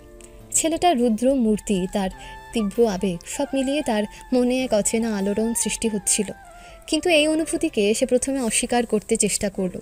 তার ভেতরের দ্বন্দ্ব ক্রমশ বাড়তে লাগলো। অন্যদিকে নয়ন মেহেরের মনে তার প্রতি ভালোবাসা জেগেছে কিনা তা পরীক্ষা করার জন্য এক নতুন খেলা শুরু করলো। তার বর্তমান সেক্রেটারি নন্দিনী একজন সুন্দরী এবং স্মার্ট মেয়ে। তার সাথে স্বেচ্ছাকৃতভাবে ঘনিষ্ঠ হওয়ার ভান করতে লাগলো। অফিসে তাদের হাসাহাসি, একসাথে লাঞ্চ করা, সব কিছুই মেহেরের নজরে পড়ার মতো করে সাজানো হচ্ছিল। প্রথম দিকে মেহের কোনো বাহ্যিক প্রতিক্রিয়া দেখালো না। সে যেন কিছুই লক্ষ্য করছে না। কিন্তু ভেতরে ভেতরে তার একটা চাপা অভিমান জন্ম নিচ্ছিল। নয়ন কেন এমন করছে? রাতের ঘটনার কি কোনো মানেই ছিল না তার কাছে? একদিন নয়ন নন্দিনীকে নিয়ে খান মেনশনে এলো অফিসের কিছু জরুরি কাজের অজুহাতে। ড্রয়িং রুমে বসে তারা যখন হাসি মুখে কথা বলছিল, তখন মেহের সেখানে এসে দাঁড়ালো। তার মুখ কঠিন, চোখে স্পষ্ট অভিমান। নয়ন, তোমার কি মনে হয় না এখন অনেক রাত হয়েছে? তোমার জরুরি কাজ কি শেষ হয়েছে? নয়ন মেহেরের দিকে তাকিয়ে মুচকি হাসলো। আরে মেহের, তুমি জেগে আছো? হ্যাঁ, কাজ প্রায় শেষ। নন্দিনী আসলে একটু হেল্প করছিল। নন্দিনীও হেসে মেহেরের দিকে তাকিয়ে বলল, হাই মেহের। মেহের কোনো উত্তর না দিয়ে নয়নের দিকে স্থির দৃষ্টিতে তাকিয়ে রইল। তার নীরবতা যেন নয়নের উপর এক অদৃশ্য চাপ সৃষ্টি করছিল। নয়ন বুঝতে পারল তার কৌশল কাজ করেছে। মেহেরের ভেতরে ঈর্ষার আগুন জ্বলেছে। ঠিক আছে নন্দিনী, আমার মনে হয় আমার এবার যাওয়া উচিত। নয়ন উঠে দাঁড়ালো। নন্দিনী বিদায় জানিয়ে চলে গেলে নয়ন মেহেরের কাছে এগিয়ে এলো। কি হয়েছে তোমার? মুখটা এমন শুকনো কেন? আমার কিছু হয়নি। মেহের মুখ ঘুরিয়ে বলল। সত্যি? নয়ন তার হাত ধরে কাছে টেনে আনলো। আমার মনে হয় কিছু তো হয়েছে, বলো কি কষ্ট? মেহের কিছুক্ষণ চুপ করে রইল, তারপর অভিমান ভরা স্বরে বলল, তুমি কেন ওই মেয়েটার সাথে এত হাসাহাসি করছিলে? বাড়ি তো তাকে নিয়ে এসেছো, আমি কারোর সাথে কথা বললে তো তোমার সমস্যার শেষ নেই, আর নিজে তুমি এটা কি করলে? ও এই ব্যাপার, তুমি কি জেলাস? মেহের সঙ্গে সঙ্গে প্রতিবাদ করে বলল, না, আমি কেন জেলাস হব? নয়ন তার কোমর জড়িয়ে নিজের সাথে শক্ত করে চেপে ধরে বলল, হবে না, আমার তো মনে হয় হচ্ছে। ওই দিনকার সেই ঘটনার পর কি আমার প্রতি তোমার একটু অনুভূতি জন্মায়নি? মেহেরের মুখ লাল হয়ে গেল, সে কোনো উত্তর দিতে পারল না। নয়ন তার চিবুকে আলতো করে স্পর্শ করল। তুমি জানো মেহের, আমার জীবনে এখন শুধু তুমি আছো। মেহের নয়নের চোখের দিকে তাকালো, সেই দৃষ্টিতে গভীর ভালোবাসা আর আকুলতা দেখতে পেল সে। তার অভিমান মুহূর্তে গলে গেল। আমি আমি জানি না নয়ন। মেহেরের স্বর মৃদু শোনালো। জানবে। নয়ন তার কপালে আলতো করে চুমু খেলো। খুব তাড়াতাড়ি জানবে। তাদের সম্পর্ক এক জটিল আবর্তে ঘুরপাক খেতে লাগলো। একদিকে ভয়, অন্যদিকে আকর্ষণ, এই দুইয়ের মাঝে মেহের ধীরে ধীরে নয়নের প্রতি দুর্বল হয়ে পড়ছিল। আর নয়ন সে অপেক্ষা করছিল সেই দিনের জন্য যেদিন মেহের তার ভালোবাসার কাছে আত্মসমর্পণ করবে। চৌধুরী এন্টারপ্রাইজে যোগদানের পর থেকে নয়নের জীবন সম্পূর্ণ পাল্টে গেল। যে ছেলেটা এতদিন ধরে পরিচয়হীনতার অন্ধকারে ধুঁকছিল, আজ সে এক বিশাল ব্যবসায়িক সাম্রাজ্যের অংশীদার। আদিত্য মির্জার তত্ত্বাবধানে নয়ন খুব দ্রুত ব্যবসার খুঁটিনাটি আয়ত্ত করতে শুরু করলো। তার সহজাত বুদ্ধি, একাগ্রতা এবং পরিশ্রম খুব অল্প সময়ের মধ্যেই তাকে কোম্পানির গুরুত্বপূর্ণ পদে বসিয়ে দিল। কিন্তু এই নতুন ব্যস্ততা কেড়ে নিল খান মেনশনের শান্ত জীবন। মেহেরের আশপাশে নয়নের সেই নিয়মিত আনাগোনা কমে গেল। আগে আর প্রায় প্রতিদিনই তাদের দেখা হতো, টুকটাক কথা হতো, কখনো সামান্য খুনসুটি, কখনো গভীর নীরবতা। এইসব ছোট ছোট মুহূর্ত মেহেরের দৈনন্দিন জীবনের অবিচ্ছেদ্য অংশ ছিল। এখন নয়ন দিনের বেশিরভাগ সময় অফিসে কাটায়, গভীর রাত করে ক্লান্ত শরীরে ফেরে, আর সকালে সূর্য ওঠার আগে আবার বেরিয়ে যায়। এই দূরত্ব ধীরে ধীরে মেহেরের জীবনে এক শূন্যতা তৈরি করতে শুরু করলো। আগে হয়তো সে নয়নের উপস্থিতি তেমনভাবে অনুভব করতো না, বরং তার কর্তৃত্বপূর্ণ আচরণে বিরক্ত হতো। কিন্তু এখন যখন নয়ন আশেপাশে থাকে না, তখন সে বুঝতে পারে তাদের সম্পর্কে সেই আপাত তিক্ততার আড়ালে এক ধরনের নির্ভরতা তৈরি হয়েছিল। সকালে ঘুম থেকে উঠে চায়ের টেবিলে নয়নের সেই শান্ত অথচ তীক্ষ্ণ দৃষ্টির অভাব বোধ করত মেহের। বিকেলে বারান্দায় বসে আকাশের দিকে তাকিয়ে হয়তো অজান্তেই তার চোখ খুঁজত সেই পরিচিত মুখটা। রাতে নিস্তব্ধতায় যখন সারা বাড়ি ঘুমে অচেতন, তখন মেহেরের মনে হতো যেন কেউ তার কাছ থেকে একটা চেনা সুর কেড়ে নিয়েছে।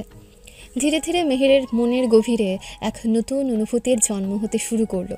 এতদিন ধরে সে নয়নের প্রতি যে বিদ্বেষ পোষণ করত, সেই বিদ্বেষের আড়ালে কখন যে অন্যরকম একটা টান তৈরি হয়েছে তা সে নিজেও প্রথমে বুঝতে পারেনি। নয়নের সেই অপ্রত্যাশিত চুম্বন, তার রাগান্বিত অথচ দৃঢ় আচরণ, এই সব স্মৃতি তার মনের আনাচে কানাচে উকিয়ে দিত।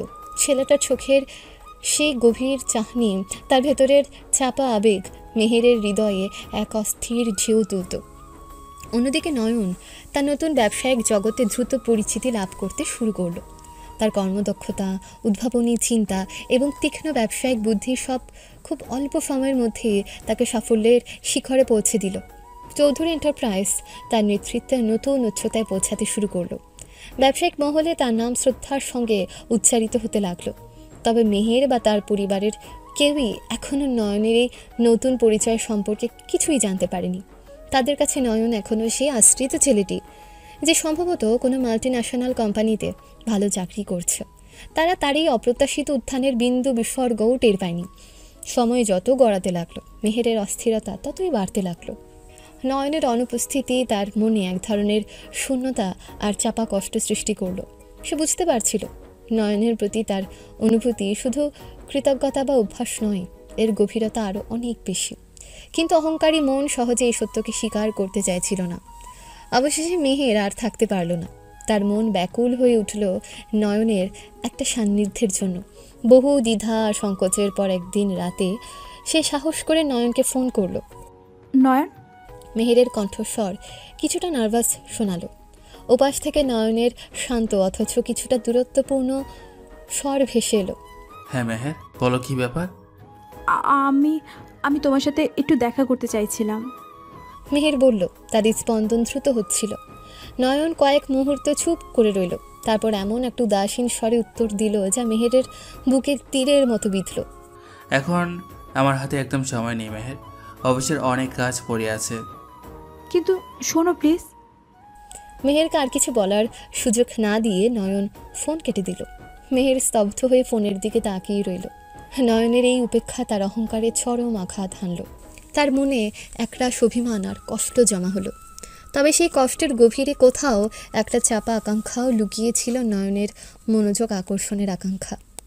মেহেরের থেকে যতই দূরে থাকার চেষ্টা করুক না কেন, নয়নের বুকের ভেতরটা শান্ত হচ্ছিল না।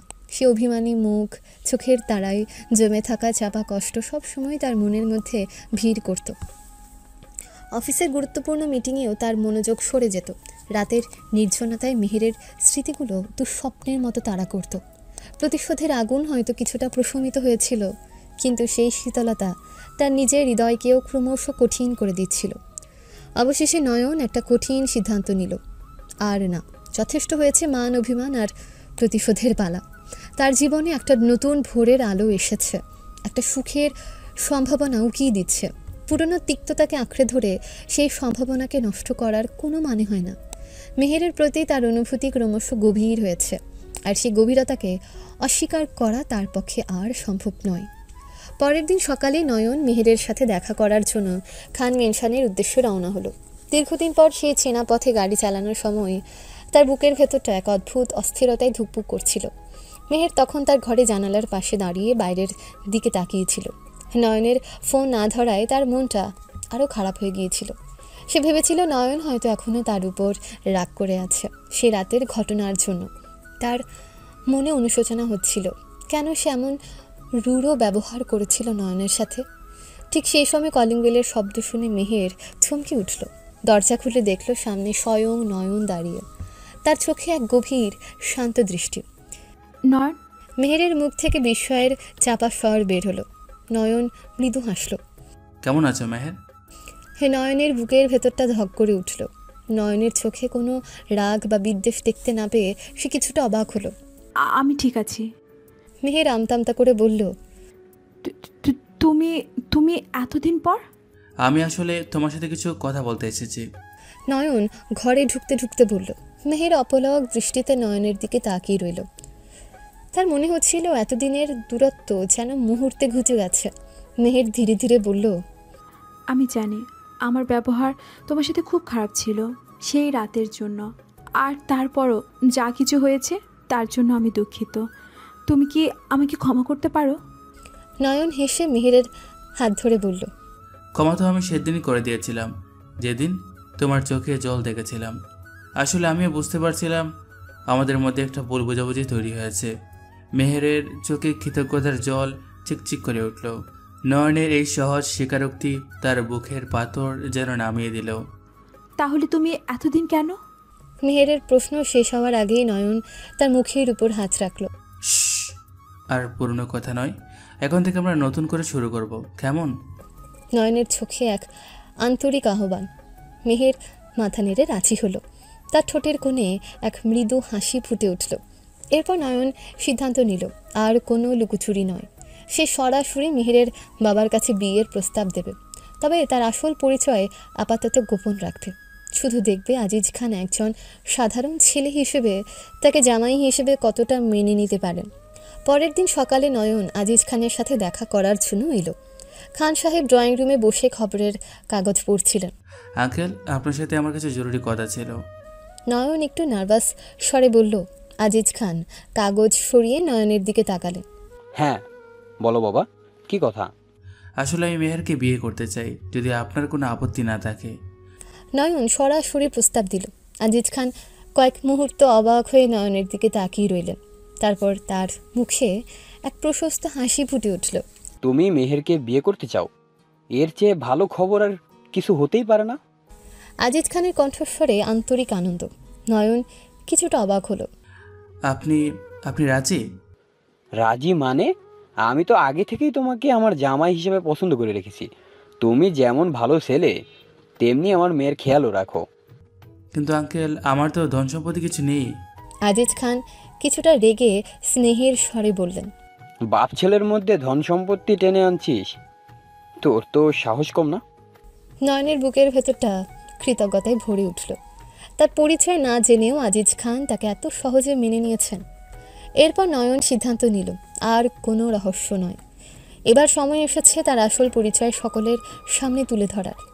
সে মেহের এবং তার বাবা মাকে একান্তে ডেকে পাঠালো। তাদের সামনে সে তার এতিমখানার কষ্টের জীবন থেকে শুরু করে চৌধুরী এন্টারপ্রাইজের মালিকানা পর্যন্ত সমস্ত কথা খুলে বলল। তার চাচার বিশ্বাসঘাতকতা এবং আদিত্য মির্জার সহায়তার কথাও সে জানালো। সব শুনে মেহের এবং তার বাবা মা দুজনেই হতবাক হয়ে গেলেন। তাদের চোখের সামনে যেন এক অবিশ্বাস্য রূপকথা জীবন্ত হয়ে উঠল। তুমি তুমি এত বড় কোম্পানির মালিক? মেহের বিস্ময় ভরা স্বরে বলল। নয়ন হেসে মেহেরের হাত ধরল। হ্যাঁ মেহের, তবে আমার কাছে এসবের চেয়েও বেশি মূল্য তোমাদের সবার ভালোবাসা। আজিজ খানের চোখে আনন্দাশ্রু দেখা দিল। আমি জানতাম নয়নের মধ্যে কিছু বিশেষত্ব আছে, আজ সেটা প্রমাণ হলো। আমার মেয়ে সত্যি ভাগ্যবতী। আয়েশা বেগম এগিয়ে এসে নয়নকে জড়িয়ে ধরলেন।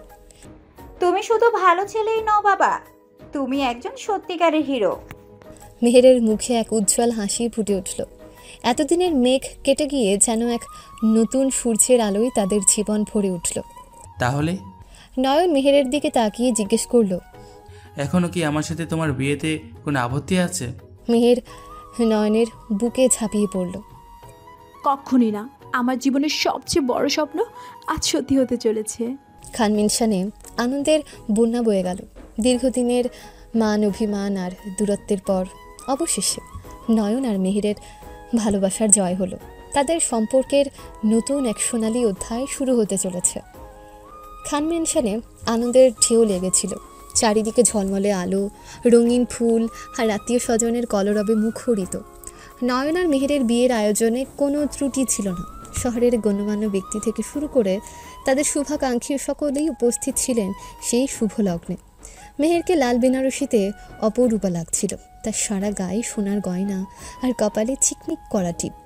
নয়নের পরনে ছিল সোনালি কাজের শেরওয়ানি। বড় বধূ বেশে দুজনকে যেন রাজা মহারানী মনে হচ্ছিল। বিয়েতে আগত অতিথিরা তাদের রূপের প্রশংসায় পঞ্চমুখ ছিলেন। আজিজ খান ও আয়েশা বেগমের চোখে মুখে আনন্দের অশ্রু। তাদের আদরের মেয়ে আজ নতুন জীবনের পথে পা বাড়াচ্ছে, আর তার পাশে দাঁড়িয়ে আছে নয়নের মতো একজন যোগ্য জীবনসঙ্গী। তাদের দীর্ঘদিনের স্বপ্ন আজ সত্যি হয়েছে। অবশেষে সেই মহেন্দ্রক্ষণ এলো নয়ন আর মিহিরের বাসর রাত। সারা দিনের ব্যস্ততা আর ক্লান্তির পর মিহির তার নববধূর সাজ সজ্জিত হয়ে অপেক্ষা করছিল তার প্রিয়তমের জন্য। ঘরের প্রতিটি কোণ সুগন্ধি ফুলে সাজানো, হালকা আলোয় এক মায়াবী পরিবেশ তৈরি হয়েছে। রাত প্রায় 11টা। দরজায় মৃদু কড়া নাড়ার শব্দ শুনে মিহিরের বুকের ভেতরটা ধক করে উঠল। ঘুমটার আড়াল থেকে সে অস্ফুট স্বরে বলল, আসুন। ধীরে ধীরে দরজা খুলে ঘরে ঢুকল নয়ন। মেহেরকে লাল টুকটুকে বধূ বেশে দেখে তার চোখ জুড়িয়ে গেল। এক গভীর ভালোবাসার দৃষ্টিতে সে তার দিকে তাকিয়ে রইল। নয়ন আবেগ আপ্লুত কণ্ঠে ডাকল, মেহের, তোমাকে আজ স্বপ্নপুরীর রাজকন্যার মতো লাগছে। মেহের লজ্জায় মুখ নিচু করল। তার গাল দুটো টমেটোর মতো লাল হয়ে উঠেছে। তুমি অনেকক্ষণ ধরে আমার অপেক্ষা করছিলে, তাই না? নয়ন আলতো করে মেহেরের কাছে এসে দাঁড়ালো। মেহের নীরবে মাথা ঝাঁকালো। আমি জানি এতক্ষণ একা অপেক্ষা করাটা কতটা কঠিন। নয়ন তার হাত ধরে নিজের হাতের মধ্যে নিল। কিন্তু বিশ্বাস করো, আমার প্রতিটা মুহূর্ত তোমার কাছে ছুটে আসার জন্য ছটফট করছিল। মেহের ঘুমটার আড়াল থেকে নয়নের দিকে তাকালো। তার চোখে ভালোবাসার ঝিলিক। নয়ন ধীরে ধীরে তার পাশে বসে মেহেরের ঘুমটা তুলল। ঘুমটা তুলে সে আরেক দফা পা পিছলে মেহেরের প্রেমে পড়ল। এটা কি সত্যিই সেই মেয়ে যাকে সে এত বছর ধরে নিজের চোখের সামনে দেখেছে? এটা কি সেই মেয়েটা যে ছোট থেকে তার সামনে বড় হয়েছে? একটা মেয়ে এত সুন্দর কি করে হতে পারে? নয়ন ধীরে ধীরে মেহেরের উপর ঝুঁকে এসে বলল, এখন আর কোনো অপেক্ষা নয়, আজ থেকে আমরা দুজন এক নতুন জীবন শুরু করব। যেখানে থাকবে না কোনো অহংকার, থাকবে না কোনো রাগ অভিমান, থাকবে শুধু গভীর ভালোবাসা। মেহেরের সারা শরীরে কাঁপুনি ধরল। নয়নের উষ্ণ নিঃশ্বাস তার গালে চোখে মুখে পড়ছে। নয়নের প্রত্যেকটা নিঃশ্বাস প্রশ্বাসের সঙ্গে মেহের কেঁপে উঠছিল। মেহের ক্ষীণ কণ্ঠে বলল, নয়ন। হে প্রিয়তমা। নয়ন অধীর আগ্রহে তার দিকে তাকালো। তুমি কি সত্যি আমাকে ভালোবাসো? মেহেরের মনে এখনো সামান্য দ্বিধা। নয়ন হেসে তার ঘোমটা সরিয়ে দিল। ভালোবাসি? তার থেকেও বেশি কিছু মেহের। তুমি আমার জীবনের আলো, আমার সব কিছু। নয়নের চোখের গভীরতা মেহেরের সমস্ত সন্দেহ দূর করে দিল। সে অনুভব করতে পারল এই মানুষটি সত্যিই তাকে কতটা ভালোবাসে। আমিও তোমাকে খুব ভালোবাসি নয়ন। মেহের লাজুক কণ্ঠে বলল এবং মুখ লুকালো। নয়নের ঠোঁটের কোণে এক তুষ্ট হাসি দেখা গেল। কি? আরেকবার বলো তো, আমি শুনতে পাইনি। মেহের আরও লজ্জা পেল। সে নয়নের বুকে মুখ লুকালো। নয়ন আলতো করে মেহেরের চিবুক ধরে মুখ তুলে বলল, প্লিজ মেহের, তোমার মুখের সেই মিষ্টি কথাগুলো আমার হৃদয়ে ভরে দিক। আরেকবার বলো সেই ম্যাজিক্যাল শব্দটা। মেহের চোখ বন্ধ করে ক্ষীণ কণ্ঠে বলল, ভালোবাসি তোমাকে, অনেক অনেক অনেক বেশি ভালোবাসি। নয়নের চোখে মুখে ভালোবাসার বন্যা বয়ে গেল। সে আলতো করে মেহেরের কপালে গালে চুমু খেল। আজ থেকে তুমি শুধু আমার।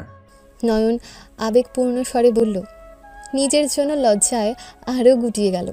তা দেখে নয়নের মুখে একটা গভীর তৃপ্তির হাসি ফুটে উঠল।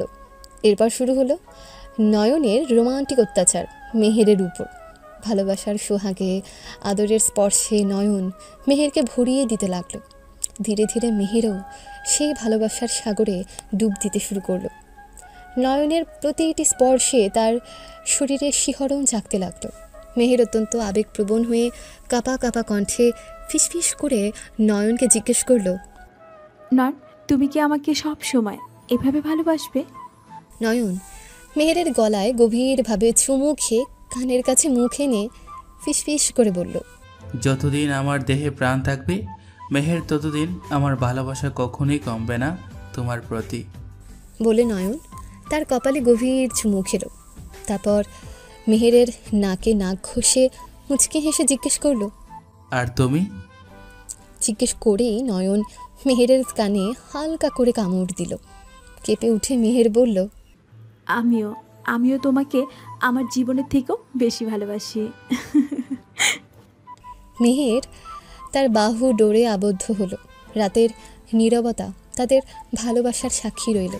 চাঁদের আলো তাদের মুখের উপর এসে পড়ছিল যেন স্বর্গীয় এক আভা। তাদের দীর্ঘ প্রতীক্ষার অবসান হলো। তাদের ভালোবাসার পূর্ণতা পেল।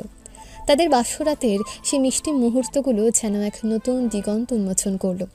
তাদের সম্পর্কের জটিল পথ পেরিয়ে অবশেষে তারা খুঁজে পেল এক শান্তির নীড়, যেখানে শুধু ভালোবাসা আর বিশ্বাস বিদ্যমান। এভাবেই শেষ হলো নয়ন আর মেহেরের ভালোবাসার এই দীর্ঘ যাত্রা। তিক্ততা আর অভিমানের মেঘ সরিয়ে তারা একে অপরের হাতে হাত রেখে নতুন জীবনের পথে এগিয়ে চলল। ভালোবাসার আলোয় আলোকিত এক সুন্দর ভবিষ্যৎ তাদের জন্য অপেক্ষা করছিল। তাদের গল্প প্রমাণ করল ঘৃণা আর বিদ্বেষের ঊর্ধ্বে উঠে ভালোবাসায় শেষ পর্যন্ত জয়ী হয়। আর সেই ভালোবাসার বাঁধনে বাধা পড়ে রইল নয়ন আর মেহেরের এই মিষ্টি ভালোবাসা।